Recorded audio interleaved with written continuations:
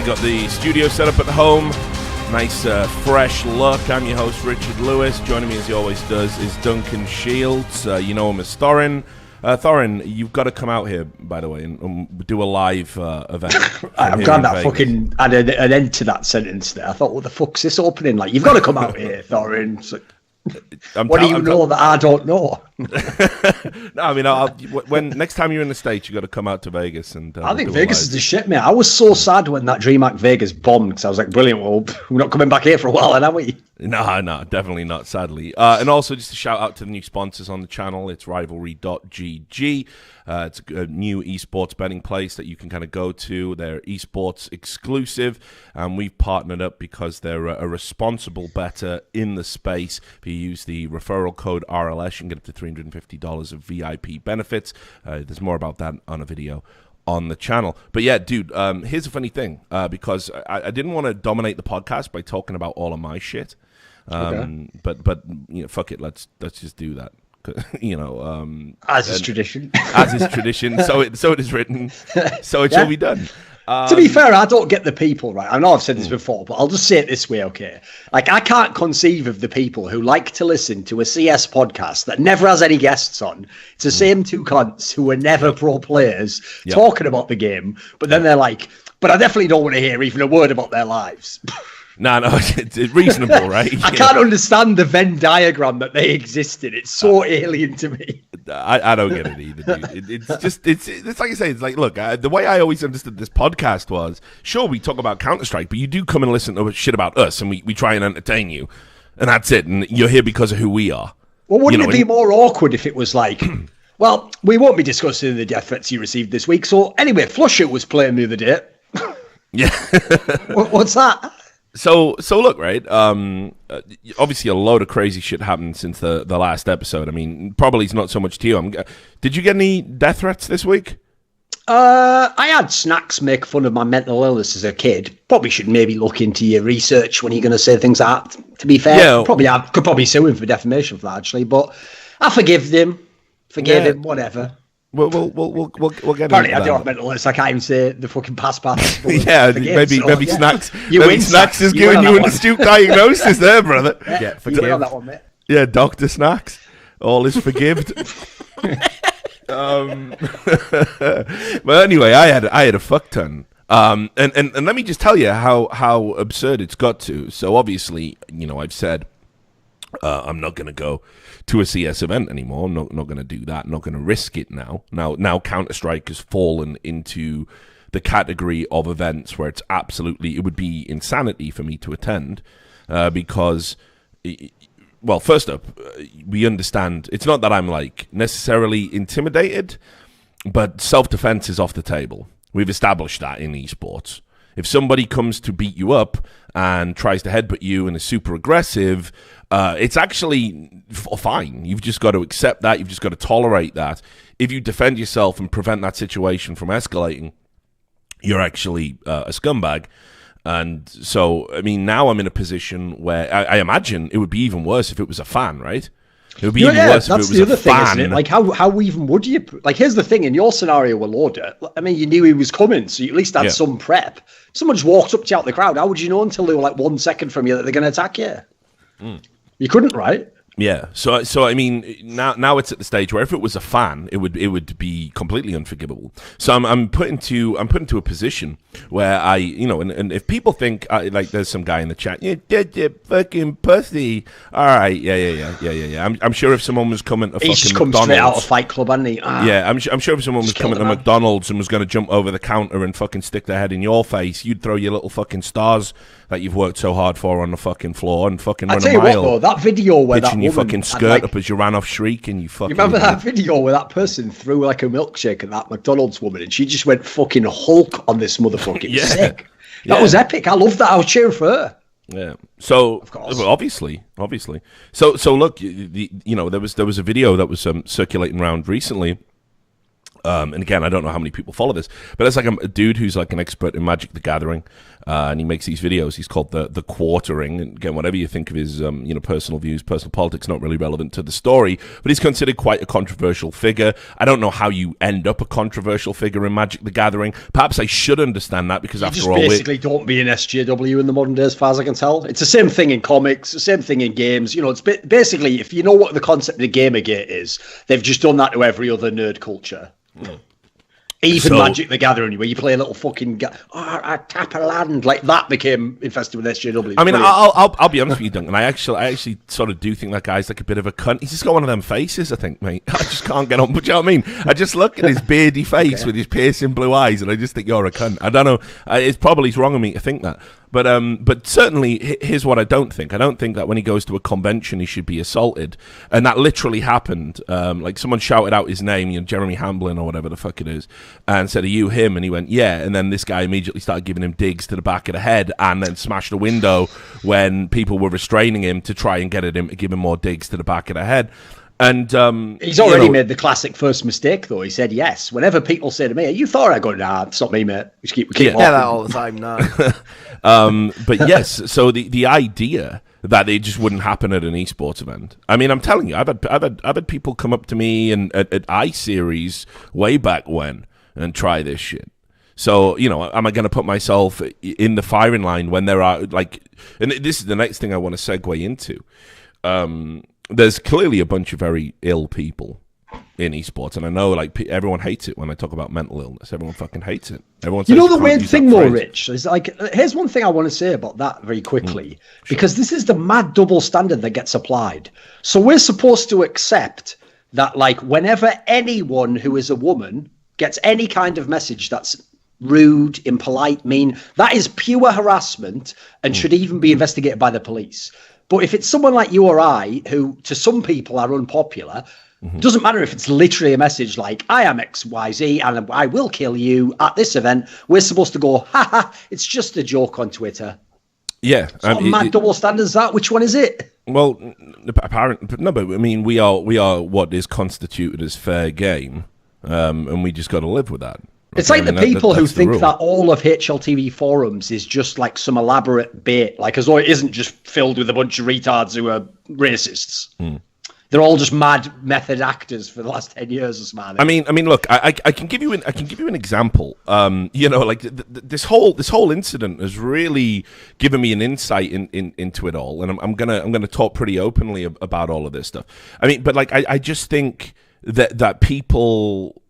Like, I don't know if it's a social media thing. People have no grip on reality. Like, for example, like, look at this, right?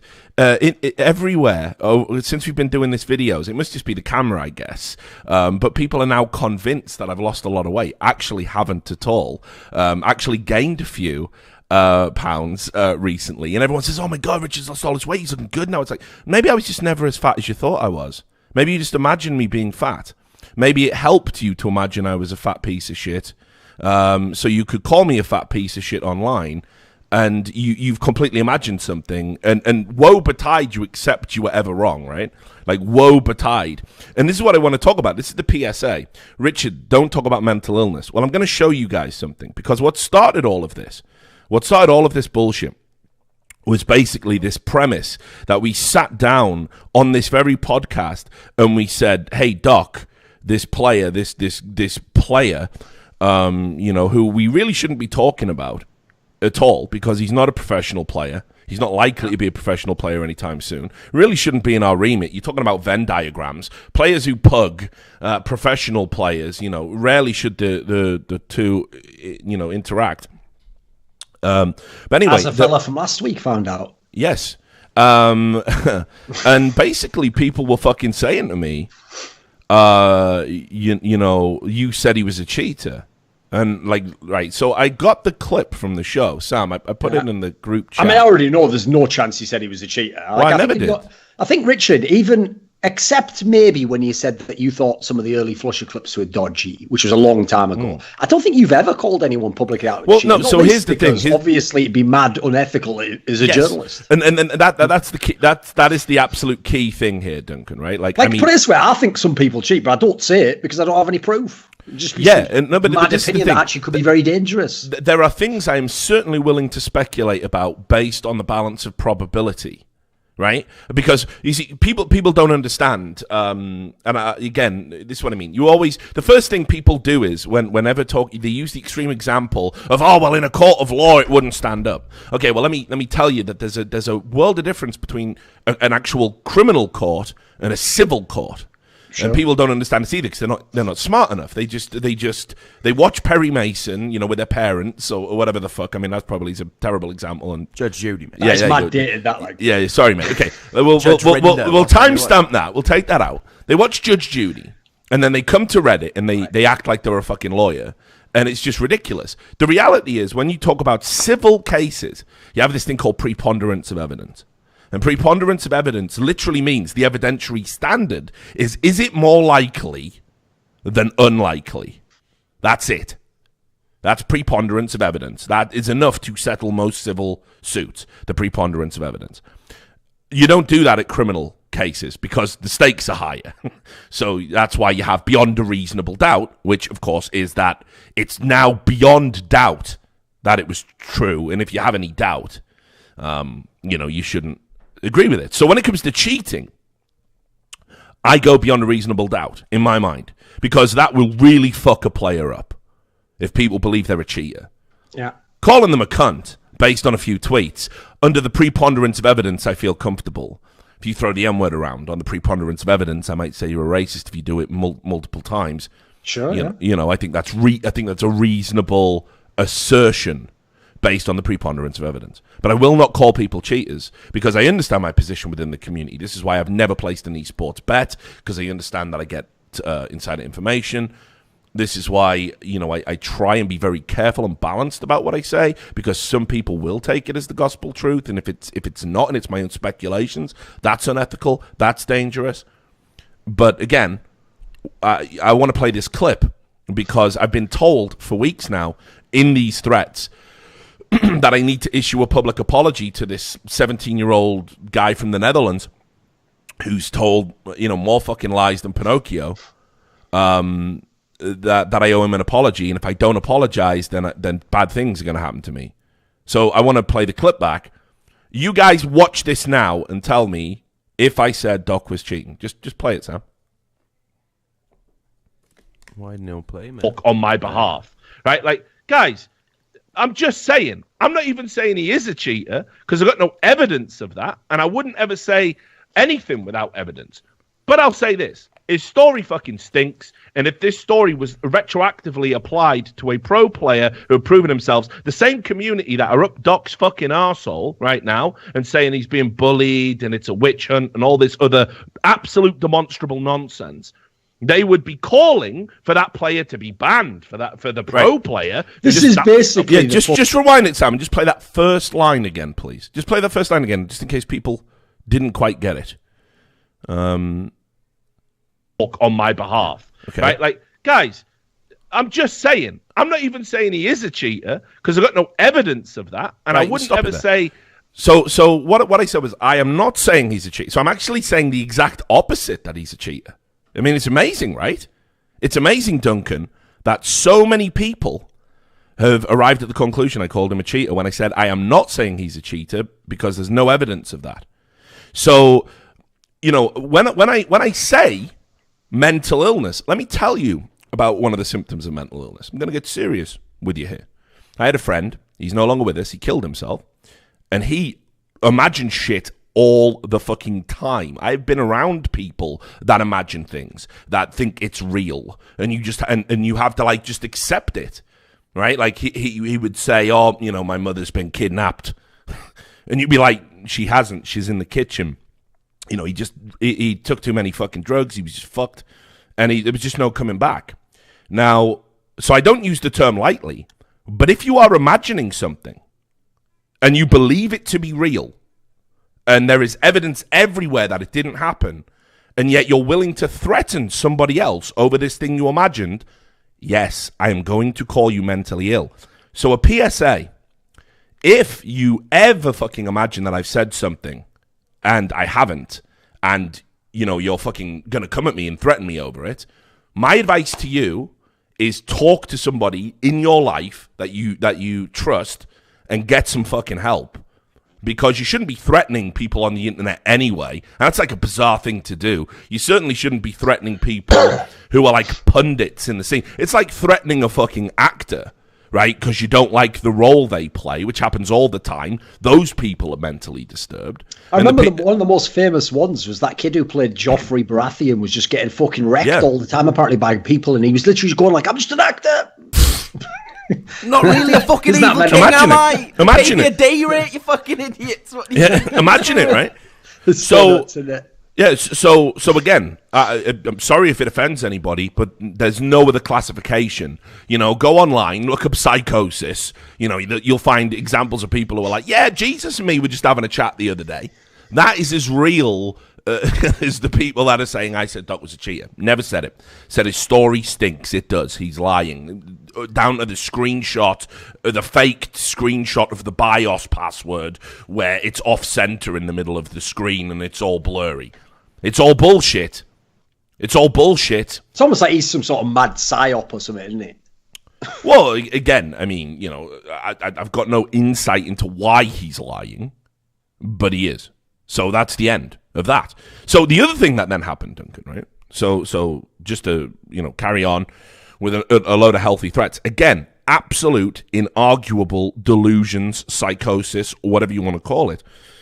We did a piece about a player called Lobanjica, and this is great because this is the last time he will ever be talked about in a relevant, kind of CounterStrike context.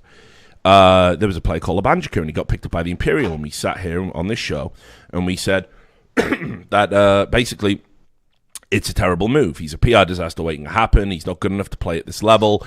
He doesn't strike me as a cerebral in-game leader.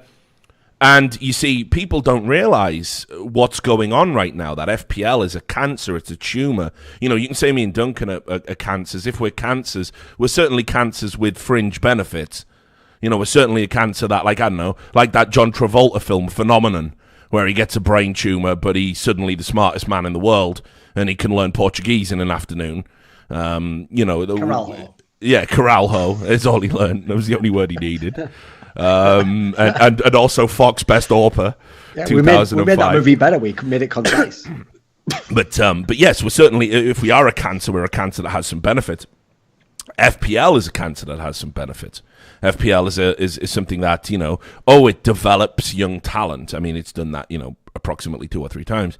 But I suppose that is a benefit. You know, ROPS is a great net benefit to the scene. But what it's also done, it is created a cult of personality around people that absolutely just do not deserve one. And it's created a cult of personality around people that are just pathetic. And they are not good enough to be pro. They exist in this twilight area where it's like they're better than the average player, perhaps even better than the average global level player. And they just pug all day. Okay, now FPL, for whatever reason, wanted to nail their colours to the mast and come out and say this guy who, let's be clear, what Lobanjica's done in the past. I'll be willing to accept, actually, that his frequent use of the N-word seems to be tied to hip-hop culture, hip-hop lyrics. I don't know if that's still irrelevant. That context would never apply if it was you or me, mate. In fact, that's the maddest thing about the Lobanjica story, is the same people who would happily reference that luminosity joke from 2.5 years ago a million times over are fine with this guy doing it 10 times that and literally dropping N-bombs. That's just cool with them. Yeah, and again, you know, look, like I say, perhaps it is a slight mischaracterization. I don't know if anyone else would be that generous. I don't even know if you can type rap lyrics anymore. You know, the standard of what's acceptable behavior keeps shifting so far over the horizon. I can't see it anymore. I don't know what it is. And then a lot of people in 1 year, so and then that's again, the problem. Also linked to delusions and psychosis and whatever else. People said we sat here and we defended Sadikist. Absolutely didn't happen. Pretty sure we spent 20 minutes explaining how what he did wasn't acceptable, but maybe he shouldn't be hung, drawn, and quartered. Yeah, exactly. I mean, just insane. Like, yeah, and I don't think Lobanjica should be hung, drawn, and quartered, which I'll get into. But other things he's done, he has been very sort of made some very sexually aggressive tweets towards women. which I don't think is acceptable behaviour. It's not again though, all jokes. So I guess I could just go and get a female friend of mine and just do that publicly, and no one would hang me out to dry, right? Well, probably not. Right. So there was that. He accused Sadakist of being a pedophile. That'll just be another friendly joke. I believe people even implied that, like, they're friends or something. So it's not. I'll just go ahead and say this. I haven't asked Matt, but I'm going to go ahead and say they are in no way friends. Well, definitely not. Well, he blocked him for it. So Lobo called Sadakist a pedophile in the public domain. I'd like to think we could admit that's not cool. Then on top of that, I mean, there's videos of him kind of like harassing Twist. He called him the F word as a pejorative. That's the homosexual slur. I mean, he's used that quite often. He did get a Twitch ban for using I think it was the N word rather than the F word. I ain't too sure. So that kind of further backs up what we were saying on the show. It was just a temporary one, which is what they usually do for first offences. But again, the idea that all of this could just be out there publicly, and FPL would say, oh, he's just a big-hearted guy. Not too sure about that. I'm not too sure. I mean, given that Mikey quit Reddit the other day after getting, again, a fraction of the shit me and you deal with, actually predicated on FPL's constant praise of these people. It's interesting, isn't it? You get a few negative comments. Yeah, I got motherfuckers saying they're going to come to my house and stab me to death. Yeah, it's a bit different. But anyway, so this big-hearted guy, was on Imperial and got removed after 4 days, and the story became, I had him removed. And of course, I'll tell you this. I'll say this very publicly. Absolutely not true. I didn't even share the tweets with the Imperial, although they were on my timeline, so they may have saw them. I don't know why. But I absolutely didn't do that. And I'll tell you why I didn't do that. I can't think of a time I've gone after anyone's job for bad behavior. I've gone after people's jobs and livelihoods when they're dangerous to other people, not paying other people, abusing power. Those people need to be removed. Well, Richard, this is just like what happened with the KNG thing and me and 100 Thieves. People constantly to this day still say, I baited him into it and basically cost him his career. Now, do you remember what I actually said to him, both in a DM and I told him to calm down, not to do that, basically. I even told him in DM, like, this is not the right approach. I would, like, do a different one because you're going to get into trouble here. I could have absolutely gone to 100 Thieves. By the way, I would have been entirely within my right to do so. This guy's literally implying I'm a homosexual. Didn't do that, of course. I even said when he was fucking fired, sad that he has been fired, and none of that matters because people just hear what they want to hear, don't they? Exactly, and it links back to everything we said. So what happened here was the Imperial manager added me, and this was immediate proof that I somehow had contacted him and wanted to get Lobo removed from the Imperial. What had actually happened was, because Lobo was just endlessly tweeting about me, he's still talking about me now, he's still streaming about me now. As I said, this is the end of the Lobo discussion. Big-hearted guy. Yeah, it'll never be discussed again on this podcast, because he's never going to be in the team again. It just wouldn't be relevant. So I know this guy, Ollie, his name is. I know him from way back when. He's a UK stalwart of esports. Again, an I-Series veteran. We go back. And he added me to apologize. And in the apology, and again, I won't show the private conversation unless Ollie okays it, but I can. It's there. This is why I'm saying it. So anybody who believes otherwise, I can prove otherwise. Ollie said, basically, we're really sorry about the way Lobo's behaving, but we've asked him to stop tweeting abuse about and at you, and he basically spat in our faces and said he wouldn't do it. So the reason he got removed is because he refused to comply with the direct instruction from the team owners. Basically, it's KNG all over again then? Yeah. Nothing to do with me. I don't want him out the team. He's, somebody who probably needs an esports salary and will get great benefit from it. I don't want people to not earn on my behalf of me finding people not good enough to play CounterStrike. I think that's unreasonable and unfair. It should be the organization's behest. But he was super aggressive to a bunch of staff and was saying, like, why are you siding with fucking Richard and all this nonsense? And refused to stop just tweeting abuse to me. If he did that, they would have given him the chance to be in the team. And he refused. So, I mean, you know, and anyway, predicated on this image of Ollie following me on Twitter, circulated by this little group of people that you will notice are all the same, you know, kind of people, right? Let me tell you, the people who do the leaks, where do you think they're getting the leaks from? Do you think they're getting it from people who rub shoulders with the pros and converse with them and make small talk, but aren't pros themselves, and therefore it doesn't matter necessarily if they burn a bridge or not? But they also need these guys down here to sort of blindly build them up and follow them. Mouthpiece fans.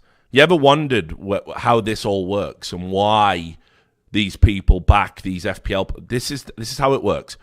FPL Pugstar, playing with pro players. Here's shit. Leak shit to the leakers. The leakers come out publicly. Oh, you'll never guess what's happening next. Oh, and by the way, this FPL Pugstar is amazing. And that's the little ecosystem you've got going on right now. That's exactly what's happening. And that's why everybody spread this rumor about me trying to get Lobo removed from the Imperial. And again, if Ollie gives me the okay after he watches this, I'll put out the private messages in the public domain. But I shouldn't need to. The worst thing about Reddit is it really is one of those mad. I mean, in America you call it telephone. It's the more politically correct name now. Soon as something's said on Reddit, you then have the guy who reads it on Reddit will then repeat it himself as though he was the one who found the first information, and shit just gets around, doesn't it? Yeah, it's like impossible to stamp out. And then just as a final point, it's already in the public domain. You know, it's already in the public domain that the sponsors contacted Imperial. And I've tweeted that out. I mean, like, who do you think has more influence over an esports organization? The people that give them money or the people that just talk about them? Is it me? Do you know what I mean? Like, it's definitely this one. And the sponsors obviously are aware of his past. So a lot of these sponsors are very endemic esports sponsors, you know, like guys like Exertify. And they just said, like, we ain't too sure about this. This is a bit iffy. And that's in the public domain. And Lobo put that out in the public domain. And yet nobody fucking looked at that and said, oh, wait, yeah, that actually absolves Richard. He didn't contact the Imperial or anything. Because they didn't. And Lobo's spread this lie to his fucking moronic, deranged, ill fringes of his fan base. And, you know, they've been just hurling abuse at me nonstop since.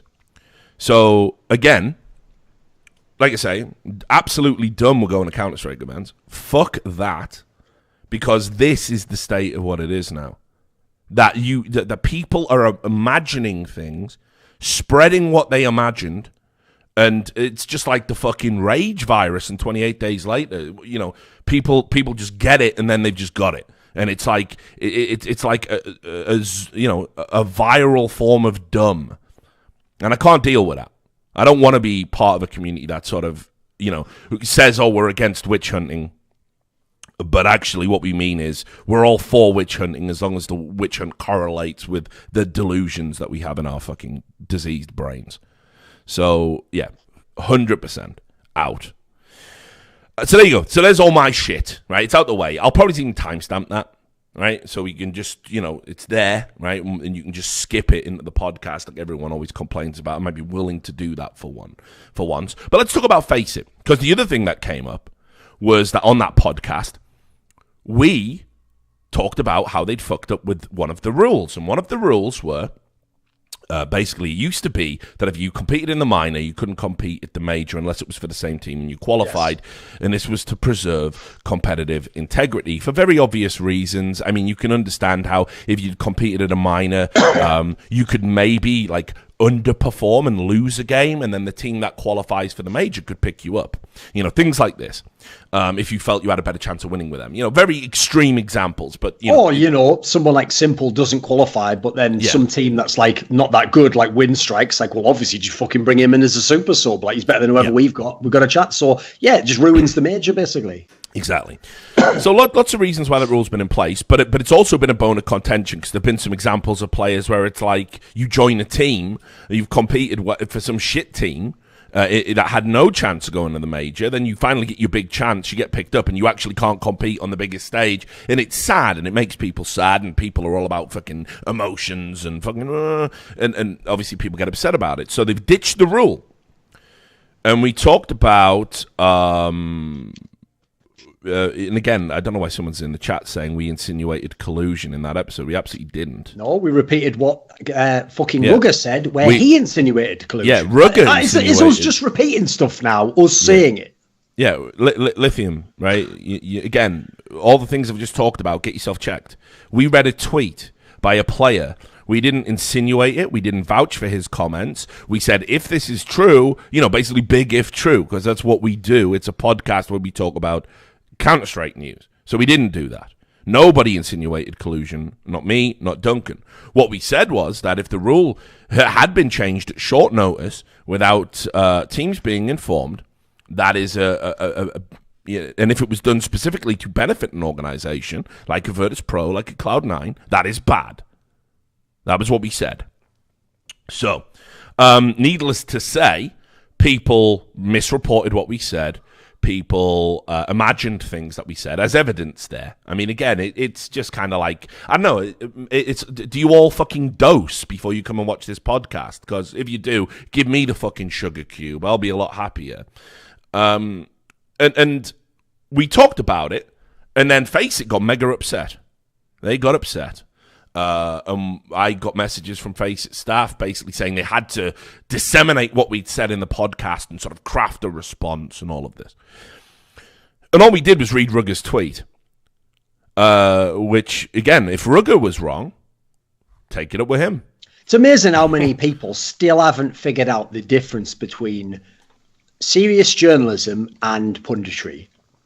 Like, the whole thing is, of course not. You could ask me right now, do you think that clip of fucking Zwiu or whatever, that French guy, where he bizarrely aims at a guy before he comes out on camera, do you think that looks dodgy? And I'd go, you know what, Rich, it does look a bit dodgy, actually. I haven't said anything about him cheating there. I definitely haven't put my stamp of my reputation on the idea he cheated. I've said absolutely nothing. Just giving you a basic opinion that is literally thought up in the second I was asking myself the question, and I won't think about it for another second. If I actually thought he cheated, I'd do something about it. I would create some content that maybe proved it. I would go to someone, the whole point is, this is literally a show where we just shoot the fucking breeze. But people do always try to act as though we have to be held accountable for every word. Yeah, well, and again, like you say, people just don't understand the difference. But and it's disappointing when Faceit don't understand the difference, which is what happened. So by the way, I'm just going to go ahead and say this. Yeah. That smacks of so much guilt, it's unreal. Because think about this logically. This should have been Faceit's fucking parlay to being the most loved organizer host of all time. What happens is, before the minor, when they claim that it was in their rulebook by omission, they come out with a post and they say, we have successfully negotiated with Valve to remove the rule that said player eligibility from the minor prevented people from playing in the major for a different team, to help teams such as, in the past major, SK Gaming, Team Liquid, potentially Astralis. They would have then been hailed as incredibly visionary. No one else was able to get Valve to stop this, remember? They would have been said, oh, what a great job they've done. Instead, what they did was, don't tell anyone about this, then lie and say that you did tell people by omitting it, because you only apparently state rules that preclude things from happening. And therefore, when someone then implies, that's weird, they haven't mentioned it, it's almost like they did this just to help a certain team out. No, that's an absolute lie. What are you talking about? The whole thing just smacks of why is what should have been a win for Faceit become a loss, and then they're making it a worse loss now? It's the whole scenario is fishy as fuck as far as I'm concerned. Well, look, let's just call them out for where they did fuck up. This is where you fucked up. This is such an important rule. It has been a bone of contention. It has generated so many debates in the community, so much discussion, so many players have been affected. E-League got attacked over this, if I remember rightly. Was it Disco Doppelin? Yes, I think so, right? Yeah. Something like that. It was a Swedish player. I think it was Disco. And apparently he'd competed in both, and why hadn't you done it? And yes. So I know Faceit know about it. Do you not think the teams need to have it expressly told to them? for them to sort of say, like, oh, there haven't been any changes to the rulebook after we sent it out. Now, let me tell you, I looked at the rulebook in May because there was they were talking about, oh, there's some interesting rule changes you need to get aware of. And this was the rulebook for the qualifiers that they used. And I looked in May, and they had the rule about, the conflict of interest rules was there. And I looked at it, and I did a video on it.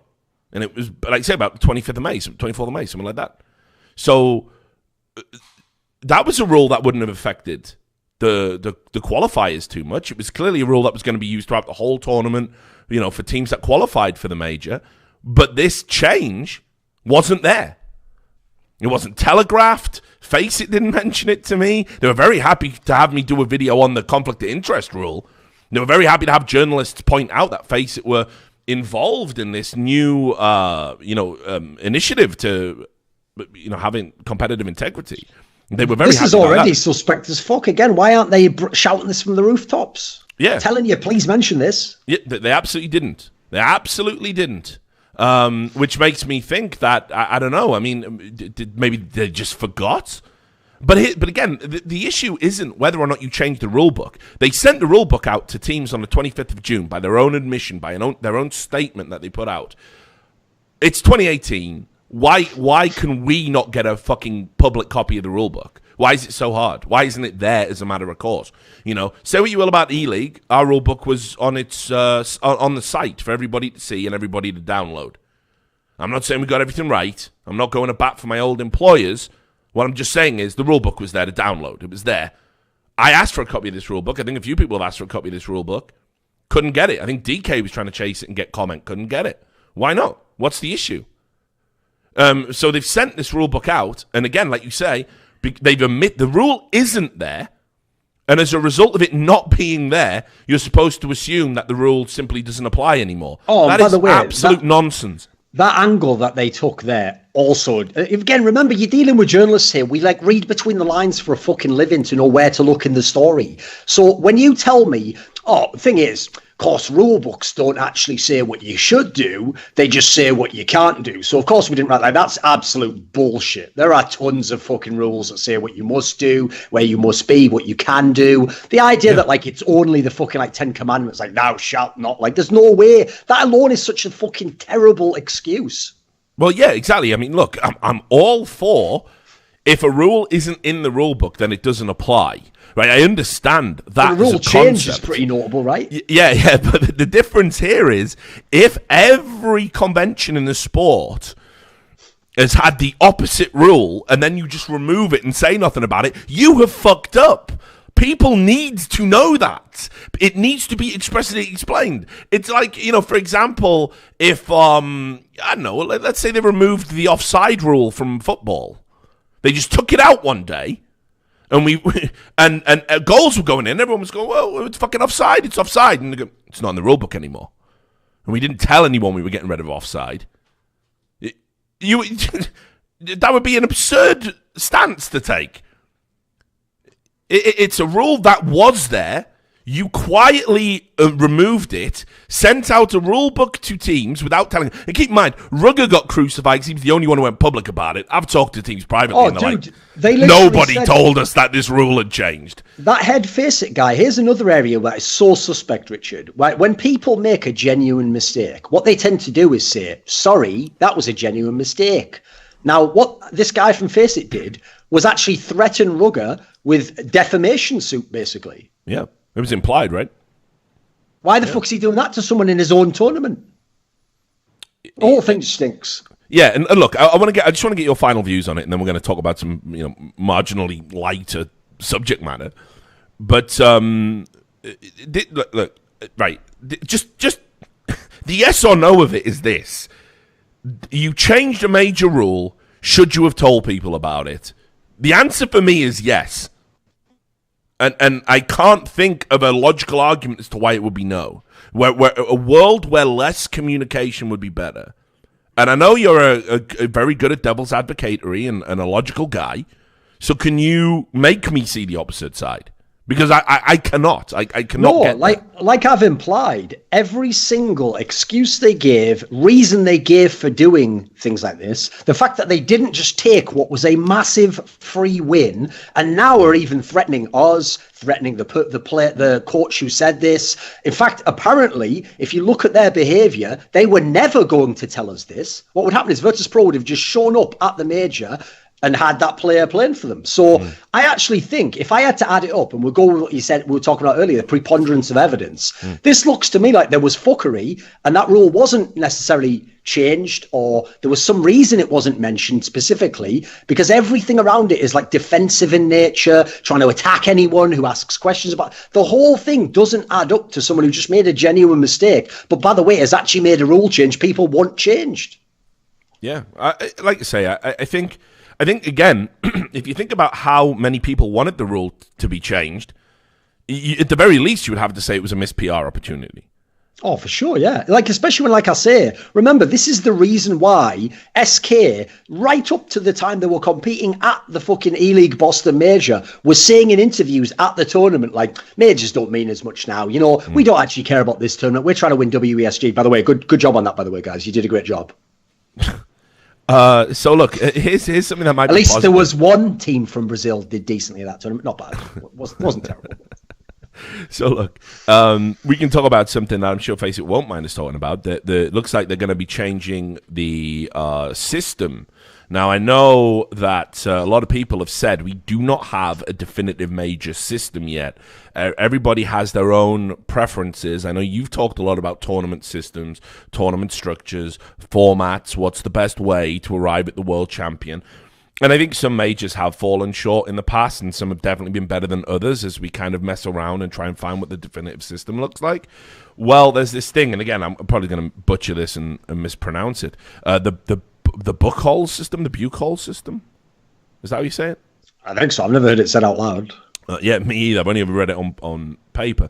And it's basically, HLTV, there's a writer over there called Striker, did an article, a few months ago, basically saying searching for the perfect format, kind of looking at all the ones we had, and he suggested this Buchholz system, which is like a way of seeding.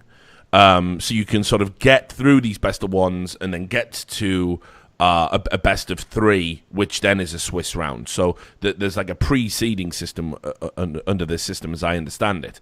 And Faceit have adopted it. They've said, like, actually, yeah, fuck it, let's give this a try. It's going to give an extra day of matches to the Swiss stages as well, so it's going to make the format a little bit longer, which I know is something you've wanted for a while. And Michele Artesani has sort of come out and said, given the statement about why they're adopting this new format, which I've got it in front of me. He says, every decision we've made has been carefully considered. I'll let you put the punchline in. With the competition players and fans in mind. We discussed formats with CSGO stakeholders and presented multiple options to Valve to ensure the new format was fully supported across the board. We're always looking for ways to improve the quality and integrity of the competition, and we did see a number of issues in past format structures. We can't wait to see the new format in action next month and to bring fans and players a whole new standard of CSGO Major. I will add this before I get your views on it. Not the first time it's been tried in CSGO. ESL did a tournament that used the system about 2 years ago and for whatever reason moved away from it. What tournament was that, do you know? It was in 2016. I remember Sam might be able to get the tweet up. You know Messioso? Obviously Messioso straight up trying to take credit for everything as per usual. So I'll have a look at his Twitter feed. All right. And I'm pretty sure it'll be on there. But anyway, your thoughts about them adopting this system. I mean, is there such a thing as a bad change when we've all kind of grumbled about the way the majors operate? No, like the thing is, I mean, obviously you can definitely discuss, is it the one that your most ideal system? Is it the most perfect system? Like when I looked at it, it seems like an improvement because I think like if you notice, I'm almost against every form of random seeding or random drawing, because inherent within that is you can have the worst possible draw that nobody, even the most corrupt judge ever, would ever make. So I don't know why everyone loves the idea of randomness and thinks that that's somehow fair. It isn't. It's by definition both fair, unfair, and everything between. It's the stupidest argument ever, that because a human didn't decide it, that makes it fair somehow. But this system does seem to, like, to some degree, course correct in the Swiss system. And the key aspect, and this is the aspect that they sold it on when they did the article, was obviously everyone thinks of that PGL Krakow major, and they remember back that Astralis and SK both played each other in the quarterfinals, and they were probably the two best teams going into the playoffs. And so as a result, what should have probably been a final, I mean, they may have never got there, was played out in the quarterfinals, and it just fucking somewhat killed the hype of the tournament, because there was no other matchup beyond that. There was, the same stature of two great teams. What will happen? Will they win the tournament? Now, it didn't actually end up deciding who won the tournament, but it definitely killed the playoff bracket hype. So instead, from what I've seen of how this system works, it does look as though it does a much better job of error correcting to some degree. And especially once you get to playoff scenarios, you don't have random draw between first and...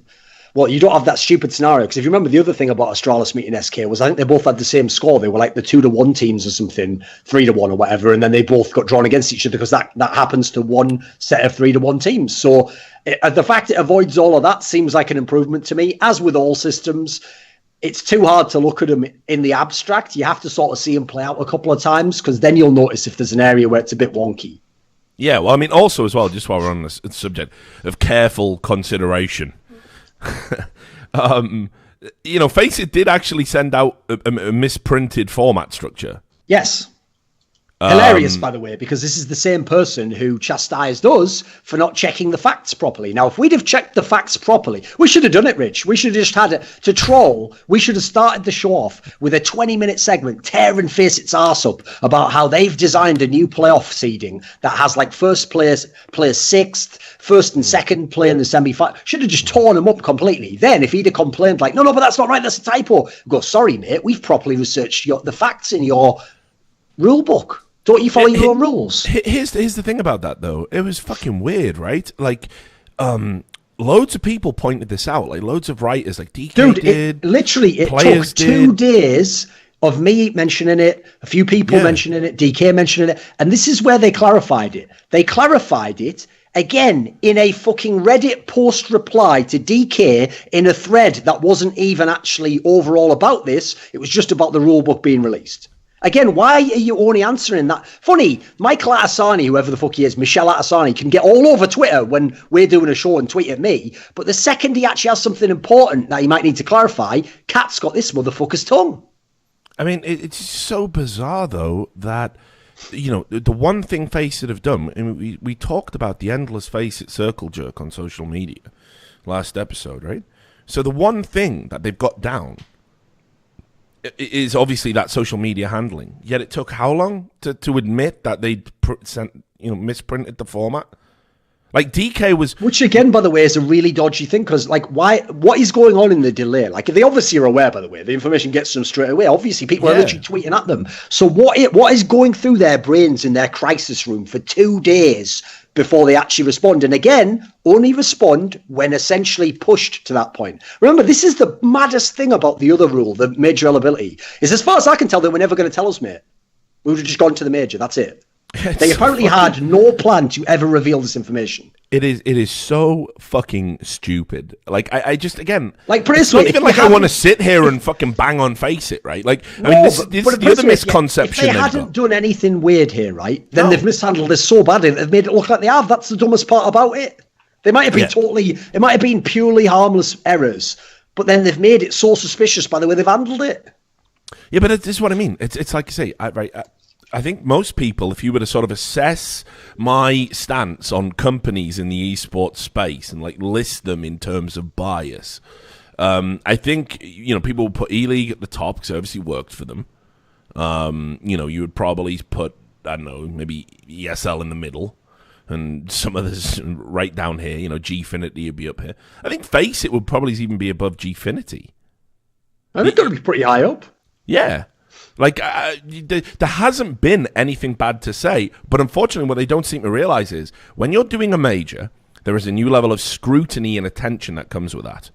And we're not gonna wreck you for making a few typos, but this sort of holier than thou stance that, well, if we criticize anything, we've got our facts wrong, and you can't even get the rule book out in public, and you can't even get the format out and it's the right one, and you can't communicate with the people you need to communicate to in a timely fashion, and you're standing by official, you're saying we've responded to this, and it's some fucking intern that makes your coffee replying on a Reddit post. Yeah, guys, that's these are all fuck ups. These they're not disastrous fuck ups, but they're fuck ups.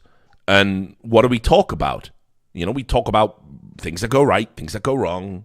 This is what we do. So I have no idea why they've been so upset and sensitive about it.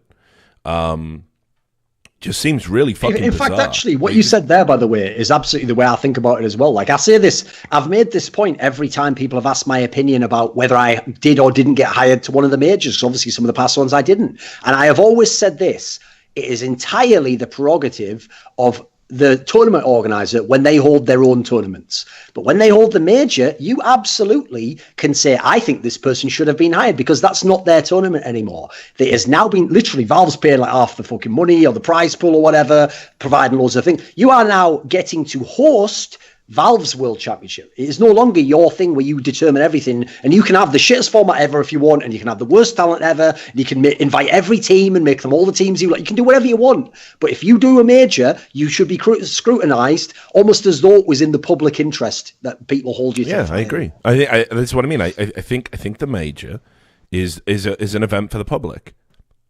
It's not an extension of your business. This is why Valve are involved. It's their game, it's their community, and if you know anything about Valve employees, and this is why I always hate people banging on Valve about how they don't care and all this other gibberish, is that for example, with the International, they absolutely do give a fuck about the fans. They absolutely do. For example, if you look at this incident that happened recently, if you go past, I don't know if you've ever done a compendium. If you go past a certain level, you get a little Aegis. Right? The Aegis, that's the thing that gives you an extra life, basically, to put it very simply in the game. You get it off killing Roshan. And if you go 2,000 levels, which I don't even know how much money you have to spend to get to that, I've never done it myself, you get a little baby Roshan model. And they did these baby Roshans came out from last year's International for all the people that spent all that money to get 2,000. And they looked like, they were really funny. They didn't look like fucking Roshan. They looked like something out of an 80s horror movie, like fucking Ghoulies or something, right? Google it. And people were posting about it going, just got my Roshan, and it's shit. Look at it. And he's got like a goofy face, and everyone's like, oh my God, this is terrible. And Valve did a post on their blog about it, saying it didn't meet their standards, did like a recall, and did a remanufacture of this limited edition run for what's ostensibly a handful of people, and they did it like that, click of the fingers. And they do give a fuck about their fan base. Of course they do, when it's important enough. And again, the major for me is a celebration of CounterStrike. It's the event that should mean the most. It's the world's biggest event with the world's biggest teams, with the world's biggest personalities, where if you're lucky enough to be chosen to partner with Valve on it, you've got to really fucking raise the bar, or at least meet the bar that was set by the motherfuckers before you. And that's why you get this scrutiny. That's why it can be a poison chalice, because it's a lot of responsibility. We're not sat here talking about ECS. I mean, shit, do you remember when ECS just ran that event in Mexico? Did we sit here and wax lyrical about it, about how great it was? How great to see a fucking event in Latin America, in Mexico, that ran pretty much without a hitch, hardly any delays, and also produced amazing matches? Did we not sit here and say that? And after we said that, did Faceit staff not go, oh, hey, thanks for that, man. It's fucking shame you weren't there, we're super proud of the work we did. We went, yeah, okay. The idea that we're unfair is so preposterous to me. The idea we're biased against Faceit, ridiculous, honestly. And it's just esports in a nutshell, Duncan, man. Anyone who tries to tell me that I'm like fucking dog whistling a secret opinion, meanwhile, I'm constantly getting in trouble for saying things that are too blunt. Like, you can't have it both ways. It has to be one or the other. Like, come on. It's always. You must be entirely loyal, or you are against us. You are the enemy. It cannot be like fair criticism is fair. So just ridiculous. But anyway, that's the buckhole system. I've been told it's pronounced now. Thank you very much, Twitch chat. Let's get on to the next topic. No particular order here, Duncan, but I feel like the show's been quite heavy. Probably it's a bit heavy for the audience that just want the jokes and the memes. So here you go. We can get to it, and then we're going to talk about E-League. Yanko, our friend Yanko. And again, obviously, because me and Duncan don't promote new talent in the scene and actively keep talent from coming through because we're bitter old men who just want to hold on to what little we have left. Absolutely, yeah. I mean, that's who we are, Duncan. I mean, I definitely didn't literally say to the guy at E-League who was telling me that they didn't have any interest in hiring Yanko, you fucked up, and if you only had one analyst you could have hired aside from Moses, you should have hired him instead of me. And then he even went like, are you serious? And I was like, yeah, he would be number one, I would be number two. Yeah. Unless you said this to the guy at E-League. Like, yeah, no, I remember. Guess what? I have not worked in E-League events since then, and Yanko has worked most of them. So, like, the way you never get any credit for anything, do you, if people don't of course not. But, I mean, the people who matter know, and obviously Yanko knows. Yeah. And listen, I think if you were to ask him, he knows we fucking always had his back. And the reason we've had his back isn't just that he's a nice guy. He knows his fucking stuff. He is one of the best analysts in the world, if not the best. I think with people like Sean Gares entering the space, it's brilliant. It's been what I always wanted. Ex-pros with incredible insight into the game sat on the desk instead of people like me and you. Like there's a place for you. Because of the historical angle, there's arguably maybe a place for me to sort of analyze it from when he was in this team, and then they had an argument and talking about behind-the-scenes stuff, although I think that's less important, although it does have value. But, what I always wanted was, players like fucking Sean Gare sat on the desk and Yanko sat on the desk. That makes the sport look so much more legitimate, right? That we've had ex-pros come through, retire, sit on the desk, You think about Tony Romo and all the big props he got for his football stuff. Sean Gares, Yanko, these are the Tony Romos. And anyway, Yanko, for me, an amazing analyst. I think the first thing about this announcement that he's going to go and coach MIBR, obviously if you were behind the scenes, we sort of knew it was coming. But it's the first thing is what a loss to the analysis desk it's going to be. Oh, absolutely, yeah. Especially because if you look at the current scene, basically every really big event has Yanko and Sponge. Those are the two you have to hire because they're the best. They've got great all-round skill sets. They were ex-pros. They basically check every box. Now, depending on the event, sometimes I get hired as well. If Sean Gares or nothing's available, occasionally they do events. They don't tend to do as many, if you notice, because I don't really want to travel as much. Beyond that, you're talking about the tier 2 people. You're talking about the people who do the DreamHack Opens, people who are working at a different rate for different tournaments. There's been kind of like a stratification. This is one of the reasons why actually a sad thing that a lot of us bemoan who are in the talent field, again, just showing that people's perception that we're all fighting each other. It just shows they don't know anything about behind the scenes. We actually bemoan when we go to these events that it is only ever us. That basically there's no such thing almost in CSGO at the moment as tier 2 talent who's on the rise from tier 3 to tier 2 to everyone at tier 2 at the moment. Half of them have been doing it as long as I have. They've been around forever. Yeah. They're at tier 2 because they don't have the skill set or the charisma, the popularity, whatever it might be. That one thing that's holding them back just means that they're tier 2. And by the way, in their own world, they're really good. They do what they do. They fulfill the requirements that you'd have of an event where they get paid what they paid. But there aren't a lot of people. So absolutely, you cannot replace someone like Yanko. I mean, literally, even if you got someone who might be as wicked in terms of knowledge, let's say God B retired tomorrow and he said, I'm going to come on the desks. Yeah. Problem is, he'd have to work on his English a little bit. He'd have to figure out how to be charismatic. By the way, a lot of the things Yanko had to do in the first days. No, but it's the thing. When someone's the all-round package like that, you can't replace them. Yeah, Yanko, the one thing, I mean, you remember when people used to spam fucking Resident Sleeper and stuff when he was on a broadcast. Used to piss me the fuck off because if you find what he's saying boring, don't ever say you want more analysis. If you find what he's saying boring, just get the fuck out. Here's a custard pie fight. Go fucking distract yourself. But, Yanko, like worked so fucking hard. This is the fundamental thing that people will never get, because you don't know what goes on before we sit down in the chair and the fucking cameras come on. You don't know what people do in terms of work. You don't know about people rehearsing lines. You don't know that when I did E-League, I never had an auto cue to read off. I had to memorize all of that shit, all of the throws, all of the tosses, because it put the budget up just to have that screen there, and it didn't feel a reasonable expense just for my benefit when I could work hard. Right? That's what you don't know about. And let me tell you about Yanko. Yanko came in from, obviously, Serbian, thick Eastern European accent, which was one of the reasons why E-League didn't think it could work. Because they, outside of Ivan Drago, the average fucking American ain't never heard that before. And he was told, listen, your accent's incredibly thick, and added to the sort of Serbian syncopation of your speech, there are some fundamental communication issues here. Plus, he had a very dry sense of humor, and immediately had to sort of fit into the more jocular, environment of the banter style that we do in CS:GO, which is a style, whether you want to acknowledge it's real or not, it's there. It's something that is very unique to CS:GO, where we literally break balls on the desks. You don't really see that a lot in other esports.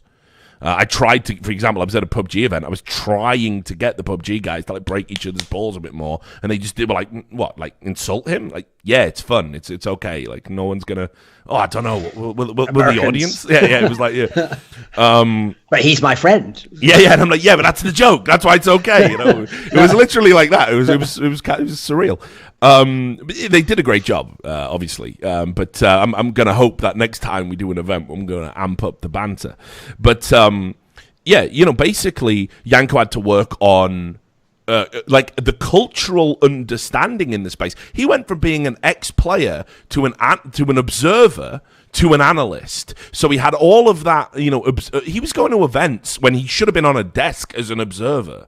So he had to deal with that indignity, that humility. He just wanted humiliation, rather. He just wanted to be there, was going there, all the while working on his English, working on his accent, working on his pacing in how he talked, keeping up his game knowledge, learning about these new personality types, who he could banter with, who he couldn't. This is unreal, the transformation he went to. It reminds me a lot of Deficio in League of Legends, actually. When Deficio started, everyone said, oh God, he's speaking too fast and his accent's too thick. And I did an article called EU Commentary's Big New Hope or something, very flattering of Deficio, because his knowledge was on point. If you would just listen to what he had to say, you knew this guy fucking knew his onions from his apples, right? This motherfucker knew exactly what he was talking about, but people couldn't get past the presentation, the package, the flourish. Yes. This is the point that a lot of people don't understand. Duncan is a good example of this, guys. Duncan is, probably he's a little, don't get upset, but perhaps might even arguably be more sizzled than steak. Right? He knows how to dress it all up, but you had to work on that. It wasn't always like that. I remember when you used to cast games like Joe Miller and stuff, and again, very dry delivery. There's got to be an understanding for the flair, for the showmanship that a show requires. And Yanko has gone from being a guy who that didn't come natural to being an integral part of every desk he's on. I don't know how you fill those fucking shoes. It's ridiculous. Well, and as you're highlighting here, he has a really good work ethic and a good, a personable mentality towards his co-workers. Think about this. This guy was an ex-pro. He probably knew the whole pro scene. When he was doing it all in 2015, he wouldn't even have been retired that long. I'm sure he knew all these guys from scrims. Yep. We're probably saying shit on the desk the whole time while he sat there in that observer's chair for 14 hours a day. Probably completely wrong, or we're speculating on something he actually has some insight into, or he's seen a particular game that we're incorrectly saying something's going to happen on Mirage or something, or Mirage as he calls it. And when all this is happening, I'll tell you what stops other people who have a similar starting point from going as fast and as rapidly as he did, which is when that happens, as understandably so, they feel a bit resentful. They think, that should be me. They get a bit bitter. Yeah. And what happens is they inevitably, either publicly or privately, express that. And they'll do something stupid, do a shitty tweet towards me, or tell people behind the scenes, of course, that cunt shouldn't even be working. He's just got idiot fans and stuff. Now, if you do that, it might not even be that someone like me actually does anything, but other people hear that and they go, wow, he's a bit of a cunt. Actually, I don't think we'll hire him. You know, that people don't want that kind of environment around. So one of the things that Yanko absolutely killed, and he probably doesn't know this even, is when we were the guys who were at the top of the scene in 2015 doing like 17 events a year or whatever the fuck it was, and we were just the people on the analysis desk. It was a new role. We used to always say, let's never let this game, it was me, you, Semler, Anders, we used to say, let's never let this game become like StarCraft 2, like never. Dota, these mad games with ridiculous gatekeepers and people who, like, unless you bow and kiss the ring or literally do what they tell you to do on a broadcast, will never let you advance, or will let you advance as long as you're always still behind them a little bit. And these people who fucked up esports when it started to get big in their game, we said, let's never do that. Let's always have a cool environment, make sure it's the right people, like encourage people who are really good. I mean, people might forget this, but there was an event me and you did. I think it was the last one we did for Gfinity, where it was Sevo, that one that was in the Fulham Arena. That was the one, right, where because I think Scoots had to bail last minute, and we had Pocket there who hadn't really done much CS. If you remember, we did like a rotating desk, and so at certain points on the desk we had Dust and we had Launders, and these guys weren't massive names. I think all they'd done was like Sevo and ESEA or something. It was like a big deal for them to come to Europe. And I remember I actually did a tweet at this event that said something like, both of these guys have really good knowledge, because I actually think both those guys, maybe not now, but at that point in time, had the potential to become pretty good analysts. Actually, they both had a different mind for the game. Again, there weren't a lot of ex-pros back then. So in this scenario, like, we've always tried to put over the guys who were sick. Obviously, right? I mean, like, I remember when we were at a Gfinity, right? And I've always thought Dust is a much better analyst than commentator, which isn't to say he's a bad commentator. Yeah. But I think one of the great fucking kind of tragedies, if you like, almost in the scene, is that you've got this guy who's been around for ages. He's like a fucking really analytical dude. Like, you literally used to turn up to every event. I mean, we used to laugh about it. He'd turn up with his fucking folder full of stats. No one else was doing that, by the way. You might make a few like notes. Fucking Alex Jones, like, I've got the documents. It was, right?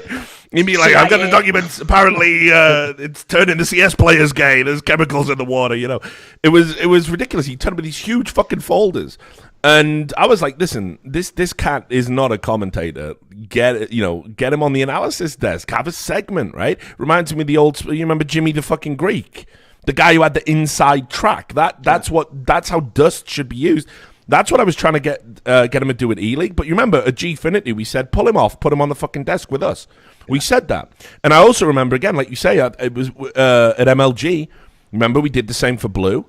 Remember? Yeah. 2015, we were like, I even said to MLG, I'm like, how insulting is it that when you're doing the minor component of it, you use Launders, you use Dust, you use Blue, and then you fly us in for the major and you don't even give them the group stage games? Like, come the fuck on. Like, I don't want to look those guys in the eye and be like, I took food off your table. And Launders will tell you, you know, like, we were like, I said, like, you got to use these guys at least in some capacity, and they didn't do it. But I did try, you know, and like I say, the camaraderie we had in CounterStrike around about that period of time, it was about getting people to come through. It was about getting people to have those opportunities, because there wasn't enough work to go around. And plus, with the advent of content creation and monetization and sponsors, we could, you can make more money sitting at home pumping out YouTube videos than you can doing a full freelance tour. Yeah, it's just how it is. That's also one of the luxuries, I will admit, that we've had. That's one of the reasons, by the way, why when there have been people after our era who were in talent groups and were kind of a bit shitty and a bit, getting into fucking pointless arguments, I never judged them, and I never told them off or came out publicly with it, because the thing is, they do that only as a job. So some of them, they do have a scarcity mindset, and they do think that guy's taking food off their table, or they think, like, I don't want to work with that guy again. The difference is, me and you do have the luxury where I've got a wider skill set. We have more areas in which we have the potential to earn. So we could actually afford, knowing that some of these people might replace us, to give up some events. It's not the end of the world. I mean, one of the other things people wouldn't realize is the amount of times, Yanko's a good example, that someone's come onto the analysis desk world, right? Now, people would think from my public persona that, obviously, I'll just fucking wreck them the whole time, just shit all over them, basically just tell them, tell them nothing about it, you have to learn the hard way. Do our fuck. You know how many people who are pro players like Maniac will come along, and then after this first segment, they'll be like, "Oh, I thought you were going to shit all over me and be really mean." It's like, why would I do that? You're on my team. I mean, I remember telling Yanko so many times, go back and watch those first tournaments he was doing, like DreamHack Winter 2015, right? Go watch his segments. The guy literally lists like 7 rounds in a row when it gets to his segment. I would tell him, like, dude, this is all straight fire, but it just doesn't work on a desk, you know. Pick like the 2 rounds you want to talk about. Go into more detail if you want. And in fact, I'll never talk about rounds like that. I'll try and give them to you. And then what I'll do is if you miss something that I thought was worth, I'll mention it afterwards. I'll create the space for you. There's the alley-oop. You get to look sick doing the slam. I'm just the guy who threw the ball up. Yeah, but it's like, that's my job as the host, right? You know what I mean? That's what we all do for each other. You know, do you know how many times, guys, that I've said the thing that I know enables Duncan to fucking dunk on it, even if it's at my expense, because it's just good for the show. It's just funny. You know, the best example ever of that is when I did ESL 1 Cologne with Machine, the last time ESL had the major. And there was a segment, right? Was this the 2 minutes of content? Yeah, we were just filling at the end, waiting for the producer. They were like, Phil, we haven't got to the end of the show yet. It was the end of one of the days, I think like a group stage day or something. And at the end, we'd said something about like, you know, some team. And then I said to Machine something along the lines like, oh, well, you know, if you did say that about them, I'd make a video on it. Then he said the epic line. He was like, yeah, well, 20-minute video, 2 minutes of content. Now, if you remember, I just stood there, just took it. That's because in our ears, the producer was saying, cut the segment now. Now, I could just be an arsehole and go, hold up. Now, actually, Machine, thing about you is, like, first of all, you got a head like some out of a fucking Lego kit. You know, I don't do that because he's actually landed a fucking sick burn. Congrats to him. And you know what? I can, as the villain, I can put him over in that moment. People were loving that on Reddit. Yeah, it's the end of the show. It's not about me. We're all in the WWE, and as long as WrestleMania sends out, we have fucking succeeded. Exactly, right? So we're definitely going to miss Yanko on the analysis desk. I think everybody can agree with that. And if you're still one of the motherfuckers typing Resident Sleeper when he's on, again, like, go fuck yourself. But this is where it gets interesting for me. This is where I'm a little bit more uncertain, because I think Yanko can certainly be a great coach. I do have some concerns about him. Like, this is a risk, in my opinion. And I'll explain why. Because, first of all, he is the shit as an analyst. He has got guaranteed work. Okay? I think every show benefits from having him on. I think we're in a place now where we recognize that. And one of the unfortunate realities about being in broadcasting is if you move away from it, the audience has a memory span of about 5 seconds. And they don't miss you. And then the more they don't miss you, and the more they get to grow and you know the new person that comes in, you don't get invited back. The tournament organizers start to realize, oh, wait, actually, yeah, we don't need that guy because we got this guy. And, yeah, people are starting to like this guy, so it's all okay. So it's a huge risk on Yanko's part. I mean, brave, no doubt. But here's the second component to it. You got to MIBR. It's a fucking mess. It's a fucking mess. I mean, I don't know if Yanko's been following it. It's a fucking mess. I hope he went in with a fucking plan like that fucking what was he called from Liverpool who turned up with his 60-page improvement plan when he got the job. I can't remember his name, the manager. It was fucking embarrassing. Whatever. And then, who coaches Fallen? This is the fundamental problem in this team. Who coaches Fallen? Imagine it.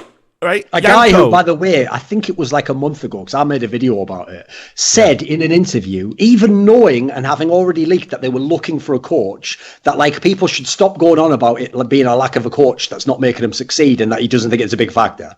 Yeah. Anyway, welcome to the team, Yanko. Yeah, it was Brendan Rodgers. But yeah, welcome to the team. Fallen is uncoachable. He's uncoachable. Do you know why he's uncoachable? It's not because he's an asshole. He's uncoachable because he's fucking Fallen. He's one of the best in-game leaders who ever played the game, one of the best tacticians that's ever touched the fucking game. Even in his mind, even if he wasn't arrogant and was susceptible, open, responsive to feedback, there's got to be a part of him. He couldn't be the player he is. He couldn't be the person he is. There wasn't a part of him that was just like, I know best. Fuck all your input. Yeah. Because you have to have that ego to be who he is. So if Fallen's the conduit, how does the feedback fucking chain work in this? Yanko goes, oh yeah, but you know what? You fucked that up, and you should have done this. And then Fallen's like, yeah, but here's my rationale for why I did it this way. And I'm Fallen. I just don't know. I just think and then embedding the American players alongside these Brazilians, which kind of feels like it's a fucking mismatch stylistically, mentality-wise. There would be nothing worse, in my opinion. This is the worst esports outcome. I fucking hope it doesn't happen, because obviously Yanko's my friend. But imagine a world where it's a year-long project, and he's out of the fucking loop for a year. And he maybe doesn't get to come back to the Tier 1 events right away. But this team is an absolute abject failure. And he can't fix it. And then people go, because you know what the community's like. They won't look at all the mitigating circumstances, talk about how hard a job this was. They'll just say you failed as a coach. So imagine that. Imagine it. You've got this, he's never going to be a peacemaker or anything. Fucking hell, you'd have to do this. You'd have to fuck up about 5 or 6 times. You'd have to go to teams for 2 weeks and somehow in that 2 weeks time period make them worse to get that kind of rep. But for me, it's just a huge fucking risk. I really, I'm a little bit worried. I'm a little bit apprehensive about it. I don't know if I should be. I'm sure Yanko's done the homework. Well, the thing is, obviously it's up to him to say all this stuff publicly. So I'll just give people a general gist. But I do get the sense that, much like the majority of the Tier 1 talent in CSGO, he was mad burned out. Because the problem is, the money is so good, the status that you want to maintain by being the number one person all requires you to say yes to pretty much every big event. And so as a result, even though on paper you would say, I'd like to do, 1.5 events a month, you just end up doing 2 to 3 events a month, or whatever it ends up being when you average it out over the year. So unfortunately, you are inevitably, with all the travel and all the rest of it, going to get absolutely wrecked. So I think in a sense, that's a positive reason as to why the risk on his side is worth doing. Because, first of all, you can make a lot of money as a fucking coach. You work reasonable hours. You don't have a 14-hour day at a tournament. You have your game. When you have to get up and then you go and prep for the next things. It's a lot more amenable in that sense to someone who's had to work incredibly hard otherwise. And then you've got to add in that if you're going to take on a coaching gig, here's the way I would spin it the other way, right? This team has so much talent that it's actually baffling how shit they are. Yeah. So the fact that they're so shit is actually why, in a way, this could also be amazing for him. Because at the moment, they're garbage, and they've been garbage the last few months. But he's basically got a potentially massive upside. Because obviously, if it all went amazingly, they could become the number one team. So people would see that he took them from here to there. At the same time, the fact that they were shit before he got there, I think, makes it not as bad as well if it doesn't go perfectly. So I feel like there's some wiggle room there. Meanwhile, let's say, for example, pick another team, FaZe Clan, Mouse Sports, whatever other team might give him this gig, right? I don't feel like if you go into those teams and you just take them one step further, you would get the same props as if you somehow were the guy who was the miracle worker for MIBR. Yeah, and again, obviously, I like I said on the last show, I still feel the key to all of this is getting Zeus. Obviously, he's not going to leave Liquid. He's made that very clear. But I feel like, again, no disrespect to Yanko, obviously. But I feel like, in the absence of them being able to get Zeus, I don't even know if a coach is the solution. That reminds I know they me, said they wanted one. There is one aspect that you just reminded me of that I hadn't mentioned, though. I didn't even mention this in my own video, which is that is the one area, the Fallen question, which does make me a little bit suspect about this move. Because again, this is someone in Fallen who, as I said, even when they had already revealed that they were looking for a coach, came out and made very bizarre statements that he didn't want a coach or didn't think it was that big a deal. Yeah. In the past, he has clearly not felt there was the need for a coach because they didn't have one at all in 2017 and they still had a lot of success coming in 2018, even when it was going badly. That would be an easy, by the way, excuse to give, we don't have a coach, I have to do it all myself. Never said any of that stuff. So here's an angle that probably people haven't thought of is I've no doubt that the players in MIBR had to approve this move, had to agree with it, otherwise they wouldn't bring in Yanko. But if I had to guess who probably initiated a lot of it, I would guess Lurpis nor Winston. These are the sort of people I would think would be telling the team, you have been shit for months now. We've even got you the players you want. It's still not working. It's time that you try another option, which is bring in a coach, bring in someone to give you a fresh set of eyes. So initially, you know what, when you're doing as badly as they are, you have to sort of say yes when the boss says that, because otherwise it's time to start fucking cutting motherfuckers from these contracts. So in the scenario where you've heard Coldzera, I think, by the way, tactically let it be known that he was having offers from FaZe, thinking about going to Team Liquid. Didn't go, of course. That's why it's tactical. It's political. What you're trying to say is, I want things to be run my way if I'm going to stay here. So all of this combined, I could see there being a little bit of politics in maybe why he's been brought in these circumstances. So initially, people are probably going to play a ball. But as we've seen, particularly with this fucking core, when things go south is when all the problems start. And the difference is they had so many years of being amazing, they never properly had the really bad slumps. Remember, some of their slumps, like last year when everyone was going mental at Phelps, I used to point this out. They were still finishing top 4 at all these tournaments. People were making out like, you know, he'd like thrown the whole fucking team entirely. He was like the worst player ever. It's like they were still making the semi-finals. Exactly. Shit. That's how spoiled they were. They were basically like TSM fans used to be in League of Legends, where they used to make the final of every LCS, and so they'd be like going mental at regional when they like didn't fucking get out of groups at Worlds. What they didn't know was there was a worse fate that could happen. It's called this year, where they like aren't even a fucking top 4 team. And I'm so fucking happy it did, by the way. It's brilliant. Like, I mean, wicked, me and Reggie are partied in Vegas. Like, he's a cool guy. He's all right, yeah. Yeah. Still funny just for his fans, though. Fuck that. Yeah, exactly. That's what I mean. It's like, I'm pretty sure Reginald would never say it publicly, but he knows, like, they've got a section of fucking fans that are just mind-blowing. Dude, this is how I actually, suffer, you know? This is where I will actually say Reginald is a G. Because, by the way, he definitely over the years has mellowed out and come to understand a lot of these factors. He was a young guy, man. You know what I mean? Like, and plus, he doesn't work for Faceit or anything, so he hasn't got to stick up his ass. So anyway, the moment I realised that Reginald actually had become cool was when I did a video, even after we'd mended the fence, I did a video that was called, like, Why Nobody Likes TSM Fans. And he even retweeted it. He actually retweeted it. You fucking cunt, though. I know, and I was like, fair play. You have actually retweeted that. But that is like your first foray into fucking clickbait, by the way. I'm putting that on your team. Oh, by the way, don't worry, they're all so dumb they watched it. Yeah, of course, right? That's how mentally ill they are. It's unreal, isn't it? Just watch him for like an hour or something. This isn't true. Why is he saying that? Anyway. Dance puppets. Just skip through this advert. Yeah, exactly. Yeah, I'll skip through this advert to see what he's going to say next. Fucking cunt. Oh, new phone, actually. I've been looking for one. I'll click that. Yeah, he's like, click that. I'm so angry with Thorin, I'm just going to put in this referral code. Fuck TSM. You know, idiots. So look, while we're talking about coaches, and obviously all the best to Yanko, there was another coach, and I'm I'm kind of almost more intrigued by this. Again, no disrespect to Yanko, because I actually think this can be entirely positive, like a total net gain, not just for the team that he's joined, but just for CounterStrike.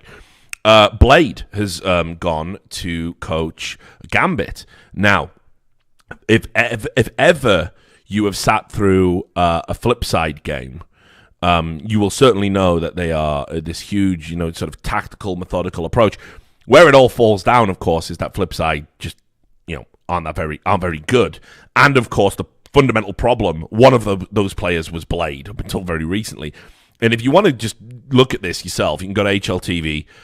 You can look at Blade's stats. He makes Pronax look like fucking Coldzera. Well, you know what, Rich? To be fair, isn't Flipside the ultimate example? As a counter to that thing that we were talking about last episode about how if you let smaller orgs through and unknown teams get to the major, they'll get the sticker money and they'll reinvest into infrastructure, and getting that experience will make them really good. No, you know what happened? Flipside went to like every motherfucking major. Well, I mean, they weren't the first couple because they didn't have the team back then, but they went to like 8 straight majors or something, even went to the playoffs of one, yet never could get a vaguely like competitive salary that would make any good player want to go there. In fact, anyone who got good on Flipside, even Bondic, immediately parlayed that into a bigger check elsewhere. It's been fun, guys. I'm out. Like, fuck Which this. says a lot, right? Yeah, of course. Well, look, I mean, obviously, so just imagine this for a fucking scenario. You're on a team that has this incredibly slow, methodical approach, a playbook style where everyone is doing something at every point and everyone's got to know exactly what they are. Again, like an NFL playbook. I mean, that's pretty much how Blade runs his teams. It's well documented, going all the way back to 1.6. So everybody's doing something. If he's throwing a flash, you're throwing a smoke, you're doing a fucking peek. It's absurd the level of detail he puts into it. So imagine having to live like that, and know all that, and then and do it, and then on top of that, you're the best player on this team of like fucking ragtag misfits. Obviously, you leave. It's a fucking headache. And again, obviously, you're playing with Blade. I mean, the mind is willing, but the flesh is fucking weak. That's Blade in a nutshell. I'm so glad he moved to coach, just so I never have to watch him play again. Like, that's rule number one. Like, I'm not even joking about that. It was fucking painfully bad watching a guy, because he wasn't that bad in 1.6. I mean, obviously, but I mean, in terms of the drop off from 1.6 to where he is now, it's insane. It's got to be some of the worst. So, what have we said about Gambit? For fucking ages, what have we said about Gambit?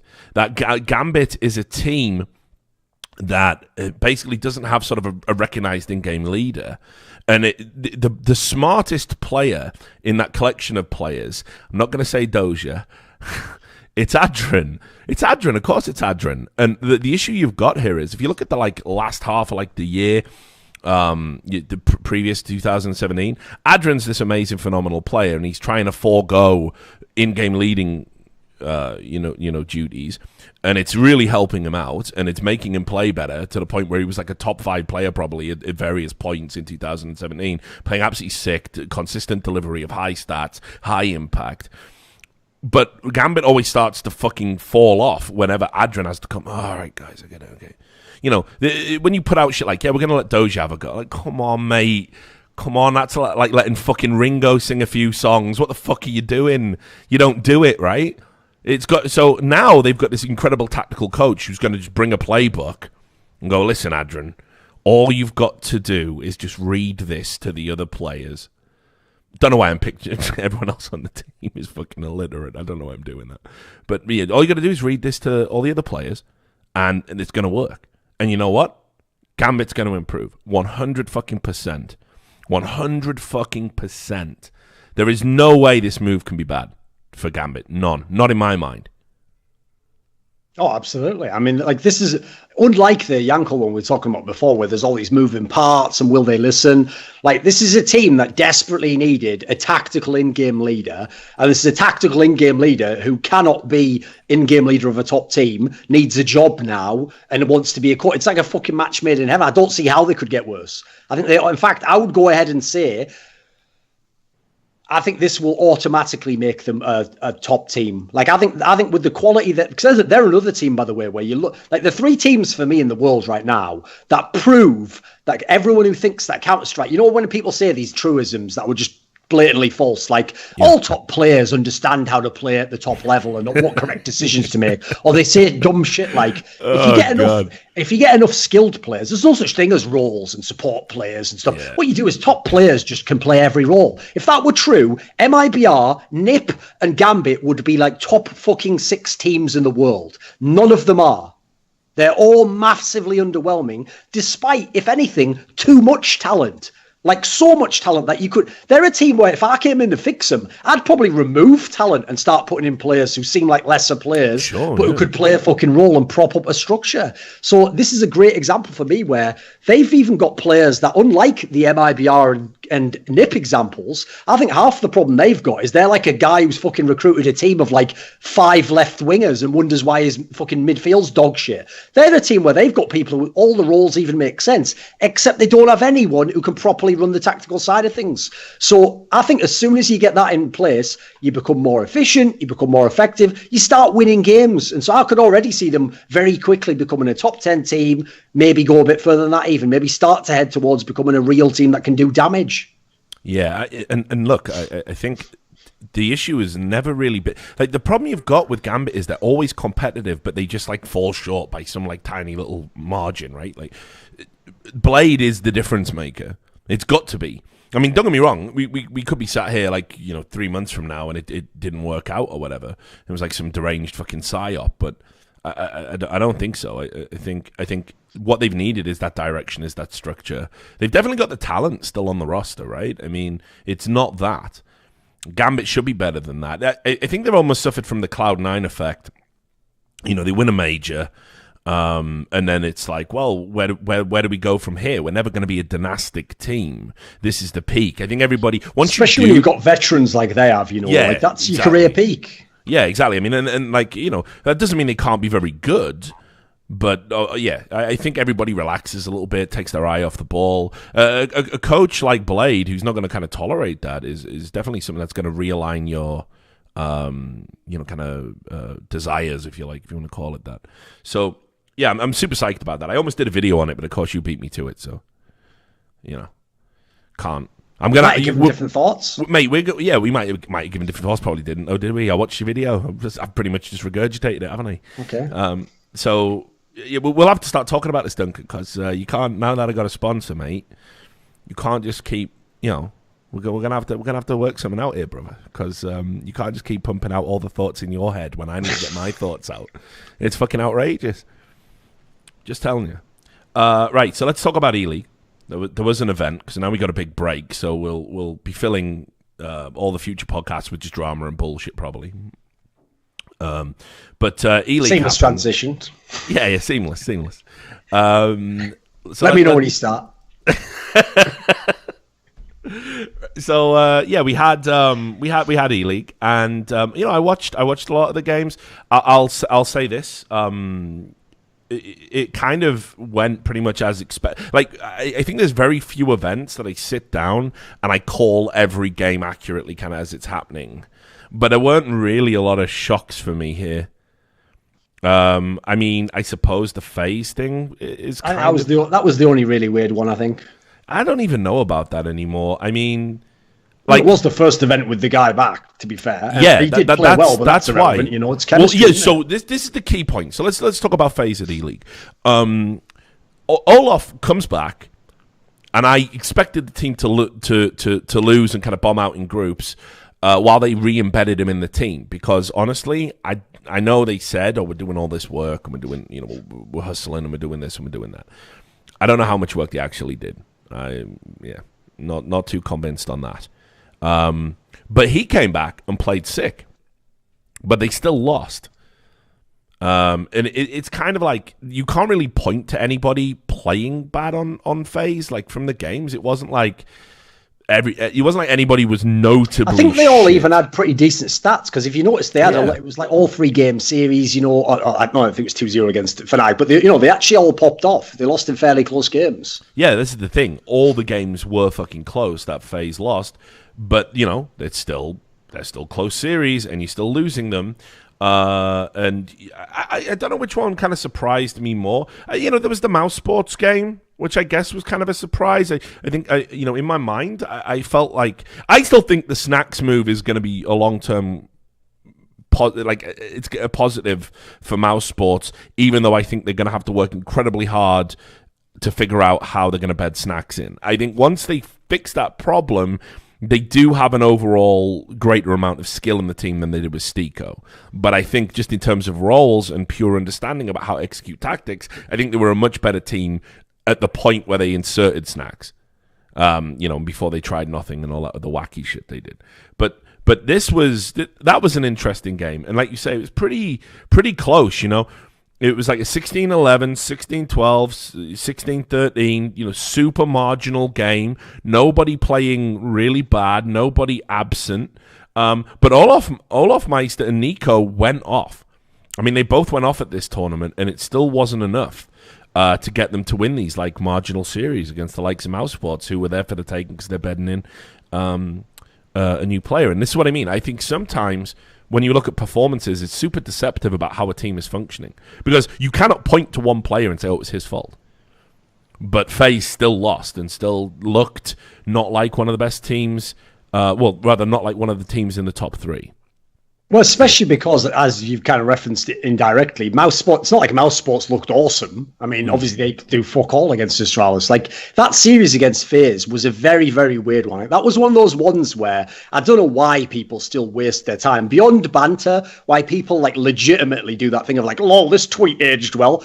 Any analyst in the world would tell you the opposite of everything that happened in that series. Because think about this, right? Mouse Sports picked Train. Now, with Sticko, they were a really good team on train. They were fabulous on the T side. Meanwhile, FaZe Clan has lost so many big train games over this year and last where they couldn't do jack shit, could never get a big enough CT side that their shitty T side could work. Didn't matter. They won the first map. Next map coming up is Cash, a map that literally Carrigan flexed the whole map pool into earlier this year, thinking he was going to be running into SK every semi-final again, and he wanted to have a map that he could play against them. As it happened, he barely ever played SK, and by the time he did, they were so shit he could beat them with standings. So instead, he became one of the best Cash teams in the world. Meanwhile, Mouse Sports, not even particularly a Cash team.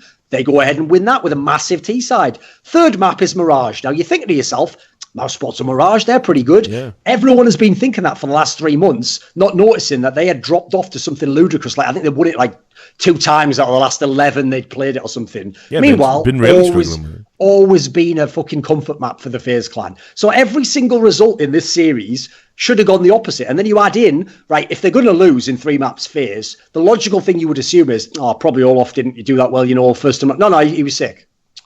How does any of this shit add up? It doesn't. That's the whole point. This is the beautiful thing about Counter-Strike. You can analyze it perfectly. It can go exactly the opposite. I saw, and I'm even seeing it in the chat now, I saw so much like criticism of Rain. I don't understand. I literally don't get this. Like, how do you think... So yeah, sure. He didn't look like the same player he had been in the iterations of the team when Olaf wasn't present. Do you think that might be something to do with the spaces that he's occupying? I'm not saying he had an amazing tournament, but like trying to say that he played shit. There's people saying that he played terrible. If I had to guess, I'll go out ahead and guess, right, that when they had Exist and Chroman as stand-ins, what they did was this. They said, Rain, good luck, mate, because you're going to get to play a better role now. Those cunts are doing all the shit stuff. And he was like, fucking nice. And now he's back. Because, by the way, in this team, I tried to make this point ages ago when every idiot was telling me that FaZe really had just like loaded 4-star players and they were all just fragging everyone's head off. I was like, they're not. They literally play roles. Rain and fucking Olafmeister are the supportive / entry players. And the other two, it's Nico and Guardian who get to play like superstars and get all the shit handed to them on a silver platter. Yeah, I mean, look, at the end of the day, like, this is fucking FaZe. Like, as soon as Olafmeister comes back, you can't expect Rain to go and do the things he's been doing in Olafmeister's absence. That isn't going to work. There's no, I'm not saying, again, that there were some notable, 1v1s and Angels that he fucked up and clearly he wasn't his sharpest. But, like, I don't know. Like, there's this weird sort of tone to it. Like, you start to see it after a while when people start talking about, but he was terrible at this tournament. He was shit. Actually, Rain was shit. And you start seeing all of this stuff. And it's like there's this intimation there that it's like, well, now that Olafmeister's back and we're losing still, we need to make a change. And people put fucking people's heads on the chopping block, like, almost immediately in these, like, top-tier teams. And it's like, listen, I hate to break it to you, Olafmeister might have had a good individual level of performance. If you're a FaZe fan, and this is going to be unbelievably harsh, this is another week of death threats. Here we go. Yeah, here it is, right? If you're a FaZe fan, and you're worried about why you haven't been winning tournaments, and you're worried you won't win another tournament, and you're turning on Rain, you got the wrong guy, because it's Olafmeister you should be pissed off with. Fact. I know he's had some personal shit going on, but he's the one who's been out of the team. He's the one who's been dealing with that shit, and maybe you should be pissed off with the management who didn't replace him. He's come back and had a great individual level of performance, but the reason the team isn't a well-oiled machine is because of his absence. End of discussion. And if you're going to fucking turn on Rain when he has one bad tournament, when he's been one of the reasons why you've been able to go and win tournaments in Olafmeister's absence, you're not a fan. You're a fucking idiot. Just another example of a fan base who's gotten too used to always being in the semi-finals and thinks that's actually failure. Yeah. I mean, I understand that Rain was one of the best players in the world last year and reflected in his HLTV rating. I understand that. He's not going to look... High, but, like you can't expect him to keep that level. That was never who Rain was, right? That was the pleasant surprise in all of FaZe. that when you put together this roster of superstars, Rain proved he could not only hang with them, but at periods in 2017, at the start of 2018, was the best player on the fucking team. Now, he's looking a bit ordinary now that we haven't had time to get well drilled and have a system, because we've had players in and out and we've been playing tournaments with fucking different stand-ins. Rain's a cunt now. Like, fuck me. Like, guys, like, I'm not saying he had a good tournament, but he certainly didn't play shit within the context of the team. It's just not reasonable. If they'd had extra fucking time to get things, with Olofmeister, to get things drilled and everybody knew their role, they don't go to E-League and they don't bomb out of groups. But that's just the reality of what's happened when you've had this star player be out of the team for a prolonged period of time and them having to use fucking stand-ins. Think about what it's like for Carrigan as an in-game leader. He's having to constantly change people's shit and come up with you're already at the top of the scene, so you got to come up with new tactics anyway, because people are watching your demos and anti-stratting you because it's worth doing it. Then you've got to also come up with tactics that can work for stand-ins, usually putting yourself as the in-game leader and the non-star player into the fucking shit role, basically the support role for all of these guys. And then you've got a star player coming back who's going to want to fucking prove things. So, okay, well, we got to put Olofmeister back in all of the spots Olofmeister used to play, right? Okay, we'll rejig everything again. Like, fuck me, guys. Like, what do you expect? Like, honestly, like, Carrigan's got the patience of a fucking saint. Definitely deserves more respect from the FaZe fans as well. Oh, for sure. Dude, he won 2 events with fucking stand-ins. One of them over Astralis, the team that might end up being the most fucking dominant team of all time or something ridiculous. Yeah, just absolute gibberish. So there was that. There was the FaZe thing bombing out. I'm sure they would look better at next tournament. But, there was Cloud9. Does anyone expect Cloud9 to do anything here? No. Definitely not, right? I mean, we fucking talked about that before, that if Cloud9 could even get out the groups, like, with MIBR and fucking Liquid and Astralis, it would have been a miracle. And currently, like, if I heard right, this is the Cloud9 team that's going to the major. That can't be true. They're not going to do that, are they? Jack's not going to do that, is he? Why is that a thing? Like, come on, you can't defend your title with fucking Golden and Steeko as stand-ins. And again, well, not to worry. Maybe with Golden and Steeko, Skadoodle will start playing like he did 4.5 years. Oh no, he's still shit. Yeah, I mean, listen.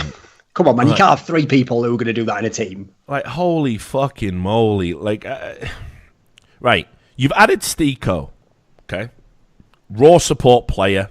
Has been doing all the donkey rolls for fucking mouse sports, right? And keep in mind, by the way, there was no way they were going to beat Astralis. Obviously, no way they were going to beat Astralis. But aside from that, it wasn't like here's the thing, I wouldn't have picked him to get out, but yeah, Liquid's had some fucking dodgy ass events in the last couple of months, and MIBR is up for any. Remember, they just got beaten by fucking Tizian, that legendary player. MIBR were up for grabs, and that's the game you have to aim for, right? That's the game where you expect shit. Like, let me tell you, okay? So Steve, right? Golden, we all know what Golden's about. In-game leader, not a great fragger. We all know what Steeko's about, support player. Locking down bomb sites, buying time for his team. That's what he does. Baiting for people on the offensive side. At this, you've got Automatic and Rush, 2 fantastically talented players. At this point, you cannot make the argument that Skadoodle having a bad series is about space or because he's doing the support role, or there is no narrative now. There is no narrative now. Do you get it? There is no narrative. You cannot say it. It doesn't. It isn't true. It's not what's happening. By the way, dude, there's a clip that came out of that E-League documentary about the major that Cloud9 wins. That if you see this clip alone, the Stewie one, yeah. Yeah, it just makes me want to just spit in the face of every idiot Cloud9 fan that just supported that lineup forever. Like, these, you remember, if it was up to these little metaphorically speaking, obviously, they would have. If it was up to the Cloud9 fans, I'm not joking, they would have kept nothing, Shroud and Skadoodle in that team forever. Like, I think the funniest meme that anyone made inadvertently was the one where they made that meme where when Cloud9 was winning the trophy, they put like a sort of like a Force ghost fucking Shroud and nothing looking on from the crowd, and people were actually commenting like, oh, it's so sad that they didn't get to win. Yeah. So you're going to pretend like they'd have won the major if they were in the lineup. But what even is this? Yeah, look, I'm not saying Stewie is what we call a reliable narrator in that instance. Obviously, I saw the documentary. You know, I helped script the documentary and everything when I was at E-League and worked with the documentary crew. You know, just I'll toot my own horn on that one if people enjoyed it. And basically pointed them in the right directions of what storylines. And one of the things I said is, like, you know, Stewie's like the hothead in the team, and that's why the camera was following him around. So sorry for that, Stewie.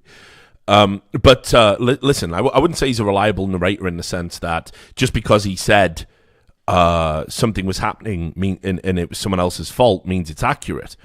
But listen to what the heat of the moment, etc. Yes, but listen to specifically what he says. And specifically, he said, I am in that situation and Tyler isn't communicating. Now, I know enough about Tyler. He's a quiet fucking dude. Does anyone think of a time you've ever seen Tyler, like, you know, do like some interview where he gives, like, you know, very non-punctual. This is a quiet, unassuming guy. He's not made for the spotlight. He doesn't have that in him. Which, you know, but he's a nice guy. You want him to succeed. This is the reason why people keep talking this mad shit. This shit that's divorced from reality. Because you want it for him. To be honest, that is the biggest problem all fans have, especially in games where they're very young, is if they like a player, they have to mind fuck themselves into believing he needs to be in the team. Yeah. Like, listen, I was made up for him. I even stand by him getting the MVP. I do. Because in terms of the step up, it was unreal. That was and that should have been the end of the Skadoodle story. It should have been. He should have bowed out gracefully, go out on top. People never do it. People just never do that. Go out on top. Don't be old and sad. You know, don't do that. Go out on the top. And he didn't. And he's still playing in this team. Now, again, if you're a Skadoodle fan, and I understand why you would be, because he's a lovely guy, you got to understand he's not hanging at tier 1, guys. He's not. And in this team, there is a greater expectation, because you got Stiko, you got Golden now. This isn't like an in-game leader like Tarek, who's going to go and frag. Turns out, I mean, he actually didn't do too bad. Stiko's not the solution.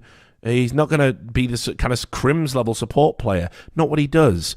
Skadoodle now isn't doing the support role, right? Shouldn't be doing the support role if he is, and has the space to go out there. Needs to start being an aggressive, mobile. Oh, wait, he's never been able to do that. Even when he was at his career best, it was like, I don't know who possessed him in the final. I don't know what spirit entered his fucking body and took over, like, eyes rolled up in his fucking head, like foam coming out his mouth. You know, I don't know who was playing for him. It wasn't him. And if it was him, I don't know where the motivation came from to fucking get him to that level, because he's never going to replicate it. Never. It was basically the equivalent of that ESL fucking game where Zeus dropped 30 against Astralis and everyone was like, haha, showed you wrong. And I was like, have you ever heard of the saying, exception that proves the rule, you daft cunt? Yeah. Yeah, I mean, listen, it's an amazing story for him. But, like, guys, as long as Skadoodle's in this team, it's bad. Like, I'm sorry, he's had his time. It was a great story with the major and everything. Tyler's never going to be that player again. Never. You know He'll what? Never replicate that performance ever. I could even see a logic as to why he did work in that latter edition of the team, the one with Tarek and Stewie 2K and Automatic, because actually that's a team that has a bunch of egos. So you know what? Now he's not adding like a positive element of being a calm guy and motivational, but at least by shutting the fuck up, it leaves a bit more room for the other egos to occupy the space they all need. So in a mad way, I could even see that of balancing it out. But that also doesn't make sense for the team now, because Sticko and Golden are in no sense big egos. In fact, you look at the team they've got now, they're in fucking dire straits for that reason. Rush, reasonably quiet guy. Automatic, very skilled player. Fairly quiet guy, seems to check out when things are going badly. I don't know who the fucking leader in that team is, who the big voice is. It feels like there isn't one. No, and you're absolutely right on that point. You know, one of the things people never talk about is the blend of personalities that you need for a team to be successful. And yeah, you're right. Who's the leader? You know, we've all seen these people. You know, who's the guy that's going to step up? The biggest personality in that team now is Rush. It's basically Rush has always been the good soldier. It's basically the opposite version of the reason why we pointed out that maybe Snacks and Mouse Sports won't work. Because now you've got all these players who are used to being a star player. It's the old too many cooks problem. Yeah, exactly. And you've just got Chris J in the middle, like, But look, I mean, for me, like, again, just on this point, obviously they were bad at Ely. Cloud9 cannot take this team to the major. Like, please, Jack, like, I know you watch this. Listen to me, brother. Like, it's Cloud9. You've got to do something. I know you are trying to do something, but there has got to be a solution. There's got to be. Can't you do a fucking business deal, Godfather style? Make some motherfuckers an offer they can't refuse. Get some of those NRG players in. Do something. Like, even if it's temporary, like, we'll all pretend it's real because we just don't want to see this Cloud9 team go to the major. Like, please. Like, the thing is, if you look at the history of Cloud9, I used to have a joke because, like, back when I was watching Dota 2 heavily, it was like 2014, 2015. That was when they had that amazing team that was like Eternal Envy, RE 2000. Fucking Born 7 or whatever, and they were the team that like always came second and like just fucked up every clutch moment ever, right? And what happened was, it's like that team dropped off, from what I remember, just around the time that the CSGO team got really good again. And then when the CSGO team dropped off, it's like the joke was Jack had to like sacrifice one of his teams to make the other one good. So obviously this year he just literally drew all the energy and power out of the major winning CSGO team, literally desecrated them, didn't even allow them to get good players. Also, he could fucking do a spirit bomb to make that London Spitfire team come back from the dead and win the fucking Overwatch League. So to be fair, he's spent for this year, mate. He's got to wait for a while. Well, listen, right? So, I mean, again, look, Ocelot, I know you watch this. Let's get MBK at the major, please. Like, listen, people are going, Scream is bad. If you think Scream wouldn't add something to this Cloud9 roster as it is, you're out of your motherfucking mind. Oh, by the way, Richard, I've been one of Scream's biggest critics. Get Scream on that fucking team right now for me. You're going to love this. By the way, I'm absolutely with you on that one. Scream's an obvious, like, mercenary pickup to put in the team right now. If you get Scream and MBK, replace Golden and Steeko, and you don't do it, you are on crack.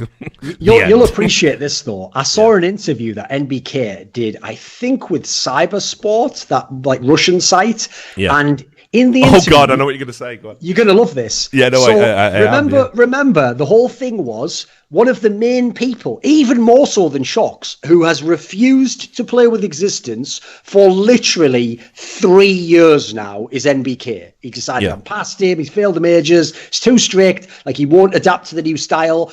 Now that it's been a few months and MBK has realised no one has that 800k Skrill pup to fucking get me out of jail, and I'm sat on the bench right now, what do you know, Rich? Just what I told everyone. I told you two things. One, never trust what French players say. Wait until they are backed into a corner. Then all of a sudden, they will change their tune. Secondly, just wait. Doesn't matter if this lineup of G2 succeeds. As long as, like, the premise succeeds, as long as you, like, have proof of concept, it's when they make the roster move that they can become really good. Because if you make the roster move and you bring in NBK to that team, now you're starting to cook with some gas. And what do you know? In this interview, NBK literally says that he would, if it was up to him and he wasn't going to be the in-game leader, he would like to play with Existence as an in-game leader. Well, fucking what do you know about that? That's like someone's just said to him, like, I can get you out of prison under one condition. Yo, what is it? I'll do anything. That isn't even the fucking thing I was going to bring up. Oh, right. What were you coming to? Oh, listen, though. I mean, like I love you, Nathan, dude, but it seems like you've been. Was this when he was sucking the dick of NA? Like, yeah, like he is so desperate to get out of this fucking hell that he's trapped in. He is talking mad levels of shit. So there was this quote. And I understand it, brother. Totally. Yeah, you got to do what you got to do. Yeah, you got to do what you got to do. Like, fuck it. At this point, it just is what it is. But he said, like, what was it? The thing I love most of all about NA is that everyone's, like, playing for pride and working hard to improve and not playing for the money. It's like, holy fucking shit. Like, how much DMT would you need to be on to get to that fucking world? The world where NA players aren't just like, 50 subs and I'll leak the next roster move. Like, fucking hell. The whole thing that's held back NA is that they're too fucking comfortable. They get massive fucking salaries for being sub fucking par. I mean, this is what makes me laugh about fucking CounterStrike fans in fucking general, you fucking momos. You fucking get so angry about female Counter-Strike. Look at these people not trying and not being good and getting paid lots of money for it. You just described NA, you mad fuckers. It's NA. It's been NA for all that time. And you fucking... Oh, I love their stream, though. Fuck me, like, what world are we living in where fucking NA players have been working hard to improve? What the fuck are you talking about? That was actually the analogy I used to always give people when they used to talk about women in gaming. And like, for example, if you remember, there was that girl in StarCraft 2, Madelisk from Sweden. And because she was playing in female tournaments, like IESF or whatever, she could win them at a canter because she was actually like vaguely decent for a girl, which meant like way better than the rest of them. And, you know, like, would never have gone far in a Milton, but could have possibly entered one, you know, maybe beaten a low-level player. So when people would complain, like, she's just winning these tournaments because she's only sponsored because she was a girl, I wanted to just go, you know, we're in StarCraft 2 right now, where you guys want to block Koreans from coming to the West so that your favourite player can win just because he's got a flag you recognise. That is literally the same scenario, you daft cunt. And what do you say when someone like me comes along, a purist, and goes, I'd rather see the really good Korean? You go, Thorin, it's not all just about how good you are at the game. It's about marketing and fans want to see you play. It's like, are you for fucking real? Do you remember that, though? You remember how much shit we got? I mean, this is why I was done with StarCraft. Like, I remember Unfiltered episode at Esports, episode 1. The only ever episode of that show. Yeah. Like, we went on and we just said, like, even though Unfiltered has never been about presenting, like, two sides of an argument, it's just what you think and you talk in an, I don't know, unfiltered manner, right? We went in and we were just like, yeah, roster locking is fucking dumb. Why would you want to exclude the best players based on nationality and try and stand by that? Maybe you have like a regional tournament, but eventually the big tournaments, all the big boys have got to play with each other. You cannot just artificially airlift Americans to big events because they're not good enough, just because it's going to put bums on seats. You know, if you want to do that, at least be transparent about it and just say, like, yeah, we invited an American because, like, you know what I mean? Just do that. Don't make a whole system cloaked in Orwellian bullshit when what you're just saying is Americans are shit. And we just don't want Korean dominance anymore because people aren't watching the game as much because they aren't purists. You're right. They don't give a fuck about the micro and all the fucking sick shit that's going on. They give a fuck about, I like him. He's funny on stream. He has personality like him. You know, like, again, fine. You're a fan of that person, not a fan of the sport. Fundamental difference. But yeah, like, seriously, I just had to feel sorry for MBK because it's like, whenever you're committed to saying the best thing about NA is just how hard they all try, oh my God, like, help this man. Help this man. I blame you, Ocelot. I blame you for doing this to Nathan. It's a disgrace what you've made him say to try and get out. The way you could tell, he's literally at this point just sending fucking smoke signals, like organising his G2 and his very game Titan jersey, you know, fucking like help SOS signal. He's on the island at this point. In the same interview and in a tweet to, I think, like, Get Right, he also said that he thinks CS 1.6 was better than Source, the game in which he played for the best team of all time. It's like, at this point, he's just like, please, I'll say anything it takes. Yeah, it's pretty fucking wild. But look, so yeah, I'd love to see MBK and Scream on Cloud9. But, like, again, it's not even that I'd like to specifically see them. Just do something. Do not put this team, it can't go to the major. It can't, Jack. Don't do it. It's not what you want. This isn't the legacy you want. This isn't how you want to bow out. Because as much as I like Gold and as much as I like Stico as players, there's clear upgrades out there. I don't care what you got to spend. Come on, you just had some big wins. You got the money. Go spend. Do not let this be. I'll tell you a good little shout. Here's one for you, Rich. Bearing in mind, as we now know, indirectly due to Faceit, you can take any player who didn't qualify from the minor, and we're looking for people who might not even be permanent additions. They might just go straight back to their team. What about fucking Alu? Fuck yeah. Just go straight back to Ents, can't he? Put him in the team. Yeah. Well, put it this way. If I was going to go and do a deal with Ents, I'd be like, can we get Sergey in with that as well? Why not? Take him. Have Alu, have Sergey, airlift him in. Only has to be for one event, you know? Yeah, just for one event. I mean, that's what I'm talking about. You're saying these guys are stand-ins anyway. So, like, if you're going to use mercenaries, you get the best one. It's like, if this was the Magnificent Seven, you don't get the cunt with no arms. You get the fucking expert gunslinger in the bar. You know what I mean? Like, I got a village to protect here. You don't go get him. Like, oh, yeah, he's the alcoholic, you know, with no armed guy. You're available, right? I'm not comparing those guys to a guy with no arms, obviously, but you get my point. So look, we'll talk about the final, and then we can wrap up E-League and probably wrap up the show, I guess. So, I mean, first of all, to get serious for a moment, obviously, like, Taco had some fucking terrible news going into E-League. Really sad. His father passed away. And, you know, I want to do a little serious bit here because me and Taco haven't always seen eye to eye. We've had disagreements over rules that have been implemented. And to be fair, though, I will say he is someone where even if you have a disagreement with it in person, you can just solve it in 5 seconds. Oh yeah, so of course. He's not one of those people who like holds grudges forever in that sense, you know. No, but so this is what I want to talk about. People, again, while we talk about how nobody in this scene ever sort of gives respect for development or transformations or personal growth, right? Once they have a perception of you, it just remains. And so you're either a Taco fan who thinks he's never done any wrong, or you're somebody who thinks he's an asshole. And let me tell you, you know, we all remember when Taco was like beefing with like fucking Simple and all this other stuff that's been in the past. The level of personal growth he's gone through, and the shit he's had to endure in both his personal life and in terms of like community feedback for his role within the team. Because remember, when SK Gaming were playing bad, I mean, first of all, he was playing bad and everyone said, drop Taco. He's shit. Then he started playing amazing and everyone said, Taco's a cheater. He's on the gear. He toggled. And then he started playing bad again.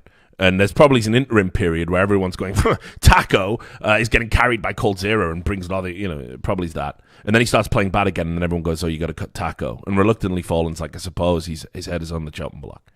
He's an amazing support player. And he's took all of that with really good grace. That entire storyline. Like, he's certainly had a few moments where he's publicly said, yes, this is getting me. We all remember that, like, you know, post, he put out posts in the past talking about how hard he works and, you know, the whole journey he's gone through. He's gone through all of this while his father's been ill. And just moved to a new team in a new region while all this was going. Like, the fucking strength of character this guy has is unbelievable. Like, when you talk about the warrior spirit in fucking sport, and he went to E-League, and who wouldn't have given him a pass for dropping out? If Taco had said, I can't play, my head's not in the right space, would anybody have said, well, fuck you? No. You would have gone, obviously you drop out, your father's just passed away. And he didn't. He went and he fucking played in a team that's had some ups and downs, having to play against the best teams in the world, having to bring his A game. And I'll tell you what, congratulations to everybody on Team Liquid, because they all came out and said, we're going to do this for you, brother. Like, you know, real nice togetherness on that team. And they didn't have their coach, if you remember. Zeus was stuck at home. Yeah, and Zeus wasn't there. Goes to this event, no coach, a Brazilian coach, somebody that he might have a bit more camaraderie with, who he's known for a while. Goes out there, and these guys make it to the fucking final. And he's on stage in the spotlight, scrutiny, having to go on TV. Like I say, just what a fucking guy. Like, there is no way, whatever petty disagreements we've ever had about rules or whether you can wear a hat or not or all this other nonsense, there is no way I could sit here and say I do not respect that fucking guy. Because I fucking do. And just to even put on the level of performance they did at this event with all these mitigating circumstances, I hope when he has a bit more time to get his head right, and, you know, I've reached out to him privately and everything, I just hope, you know, he can sort of reflect on, like, what a fucking strong person he is, you know? And I certainly hope the community will reflect on that and think about that next time they want to fucking stick their knives in because his stats aren't good enough. Oh, and anyone, by the way, half the reason people are going on about the stats is because of the final. Well, there was a match they had to win before the final against the team everyone thought might be fucking winning the event, Na'Vi, and he was fucking banging on the overpass game. Yeah, absolutely. So yeah, just want to give some mad fucking respect to him, and, you know, I hope everything's okay, and I hope he's gonna turn the corner. But in terms of the game, I mean, again, what can you really fucking say? Astralis right now, bar a few aberrations, if you ever wanted to look at a team and say they've cracked the CounterStrike code, you look here. And sure, E-League always is kind of their event, but just across the board, everybody performing so fucking incredibly well. Device, once again, the most unsung star player of all time, And by the way, think about this. Yeah. Everyone else is allowed to have a period where they're not as good, right? Where they drop off. First of all, it hasn't happened. For literally, there is nobody in the history of CSGO who has been as consistently high level for as long as Device. Now, you're going to get called... No, you're wrong. He wasn't there. He's got like a year to go where he has to do a whole bunch of shit to even make it there. So that's not guaranteed. Then you've got to look at the fact that Device even says right now in interviews still, not to complain just because it's a fact, he's amazed he can even play at this level because he's got that mad fucking problem where he can like barely eat any food. Yeah, he's obviously suffering with some digestive issues, and again, I don't know if it's actually like Crohn's or if it's just like a celiac disorder or something, but it's very similar to what Get Right has had to go through. And let me tell you again, if you think that's like, oh, so what, you get a bit of an upset stomach? Oh, you fucking wish. Everybody would take that. This isn't a case of indigestion. This is really fucking bad. This is actually your body's inability to break down nutrients in an effective way. This is your stomach, this is vomiting, this is diarrhea, this is like, and it can strike at any moment. This is sometimes in some extreme cases, if anyone knows about Crohn's disease, you can lose blood in the stool to such a degree you're like anemic. It is fucking horrendous health problems. And again, Device has been battling all of this quietly, unassumingly, just getting on with his work and putting in MVP levels of performance. I mean, you've seen how this has affected Get Right. He's in a much better place now health-wise. It's a problem you never get rid of. But you can see Get Right's looking a lot healthier last few events. Made some big lifestyle changes. But like Device is like banging on people still while going through all of this. And it's insane to me. And again, I still see comments. Oh, Device only bangs on lesser teams. Device pads his stats in the group stages. Device is over. What's this guy got to do to get recognized as one of the greatest CounterStrike players of all time? I mean, that's who we're talking about here. It's incredible to me that, like I say, when I say he's underrated or unsung, it's like there are whole subsections of the community that will never accept this is one of the greatest guys to touch the game. Like, literally. Like, he's one of those players where I actually feel bad for him in as much as... Because I was one of the people who early on was praising him, saying that he was going to be one of the best players. A lot of people, this is how deranged some fans are, think that a way to get to me is to talk shit on a really good player who objectively is mega at the game. I don't know how they think that gets to me, by the way. It doesn't at all. Like, he's not my brother or something, If you talk shit on him, I go, that sucks for him. I'm still fucking, what's that? Spotless. Oh, sound. Money still there, accountant? Oh, it is. Good. Brilliant. Well, how would it get to me? So it's one of those players. They did it the same to Simple as well, because he was obviously another one I was on pretty early, Yeah. Simple basically had to literally become the best player ever before some people gave up the ghost on, like, yeah, but does he just do that because his team's bad? And is he baiting when he gets... They're like coming up with like mad things where it's like, go and tell us, go watch the demos and show us how they... You know what? I'll do the same thing I did when Simple came up, that all the analysts came... So here's a little story. I think it was on a show, I can't remember which one, might have been this, where I said, I think it was late last year when Navi was terrible, but Simple was still really good. I said, if you're like an up-and-coming analyst or someone who's got an eye for the game, go out there and make the article or the video in which you analyse Simple's play and you show that he's got all these advantages and that he's not actually as good and that his stats are inflated. And I said, since there's, first of all, so many people out there who hate this guy, and it would also be amazing content if you actually found some great, like, sort of conclusions, you will get mad praise for it. I'll say the same thing about Device. Go and make the video that breaks down where all these exit kills are, where he just eco-frags and pads his stats and just like... Now, you know what's funny, actually, Rich? There was a tournament a while back where that 16-0 site, I think it was ESL1 Cologne, revealed the stats that were like people who'd done the most damage in anti-eco rounds. Now, you know what? Simple wasn't even on there. I think Device wasn't even on there. Meanwhile, what? Some of the fucking golden cows of our game, like Forest, were right up at the end. That means you're just eco-hunting the whole time. Like, it's hilarious how people have these narratives, isn't it? So, like I'm saying, I think what you'll actually find, and the reason... And, this was the part of the story I didn't mention. A couple of people who I know who are, like, talented content creators who aren't big names actually said to me privately, oh, by the way, I actually went and tried to make that video. I couldn't do it. When I actually looked at what Simple was doing, I went the other way. I was going, holy fuck, he's doing even more than I thought.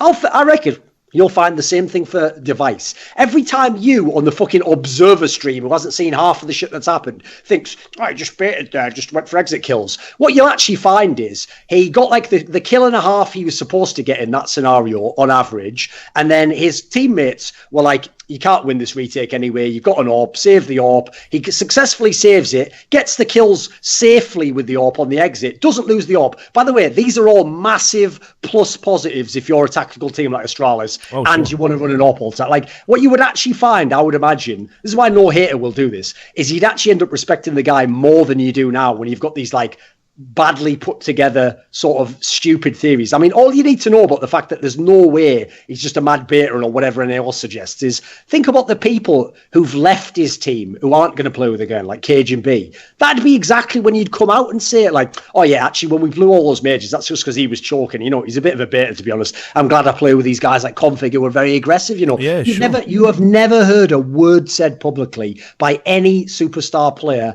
talking shit on device. It's only the shithead plebs who are in fucking silver or whatever who say it. So look, final question before we wrap up the show, right? So with Astralis looking so fucking good and best team in the world hands down, and the major looming, but there's this break before the major where we're not going to see much, if any, CounterStrike. Probably won't see any of the top teams actually out there. They're going to have this period of holiday. Does this have a negative impact on Astralis' chances of winning the major? Because I think they should be clear favourites. Because the reason I ask that is obviously in the interim period, like I say, these are the guys that have got the fucking Da Vinci Code of Counter-Strike. They've got it laid out in front of them. They know how the game is played. They know the tactical elements, everything. It's phenomenal what they're doing right now. It's probably one of the highest skill levels we've ever had in any version of Counter-Strike. It's that fucking good. But obviously teams are very capable of disseminating information and breaking down demos, and Astralis are going to be the team that you're going to want to take down if you go into the major. So there is DreamHack Stockholm before, though. That tournament's just before the major. Okay. But I mean, you know, do you think that this is going to have a negative effect, this sort of like little period, or are Astralis still favourites for you? Yeah, that's the interesting detail, is because obviously if everyone goes home and practices and researches, if anything, Astralis might get even better out of that. I mean, that's one of the things that obviously underlies how epic this era's been, is that they've just been taking tournaments off, and then when they come to the next tournament, they never lose a step.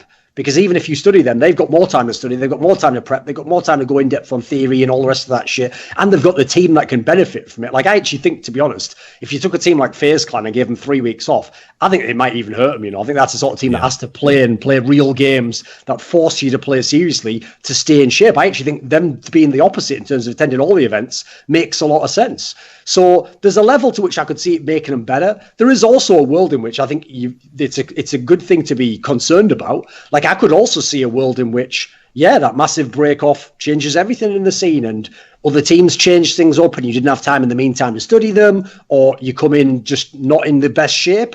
Because one of the bad things about, if you look in the past, every player break we've had has totally reset the scene temporarily. There's always been those wonky results afterwards, because no matter how much you actually do practice, it's not the same as a real match. And so when you're out of match form, it's like that ring rust concept. You still do a fucking training camp before you have the boxing fight, because you haven't been in the actual ring, you just aren't as sharp. You're just not on top of your game. So I could see it going both ways. That's why I'm really interested. And then also you've got, as a third factor to add in, the crazy thing about this Astralis team is, on the one hand, they're actually looking like one of the most dominant teams we've ever seen. But everyone knows, you get them in a major, they absolutely can fuck up a game. They can break that. So that's probably still there to some degree as well. So that's why, actually, despite the fact they're one of those teams that comes into a major, like, hands down the favourite, somehow you can't be as certain as you were when, like, you know, SK was going into that ESL1 clone, even though they'd just lost ECS before. You knew they were going to win ESL1 clone. So with some of the Fnatic teams in the past, you know, I feel like there are still a few question marks thanks to circumstances around the team. Yeah. So there you have it. I think that pretty much covers all the news. We went a little bit long But whatever the fuck, who cares? So yes, thanks to everybody that tuned in to the show. Thanks to everybody who has sort of subscribed and Twitch primed and all of that nonsense while we've been doing it. Obviously, thanks to Duncan and Sam for their time. Just finally, again, one last plug. Go check out rivalry.gg. There'll be a little, if you're watching us on YouTube, there'll be a little thing coming after this. You can find out more about that. Check out my video. And there we have it. So yes, I don't know when we'll next be back, and it's going to be sort of interesting how we're going to try and pad content out. But we'll work on it. We'll find a date and a time that works. And of course, all that remains to be said is thanks to all the patrons that support the show. $100 patrons: Botvic, Chris Enwin, Detlef Insomniac, TTM XMP, Hyolu, Ruxen, Jerky's Minion, and of course our $50 patrons: Manuel Stockley, Sard Sawar, Daniel Plamanov Yordanov, Pete Bidstrup, Ivan Candido, TC Owens, Carv, Roosty, Nostradamus, Marcus Kyunpa, Madsen, Ollie Ginter Zillan, Colin Penny, Mama Jamma Hennessy, Benakagi Assassin, and William Southern. We will see you on the next episode of By the Numbers. Until then, take care.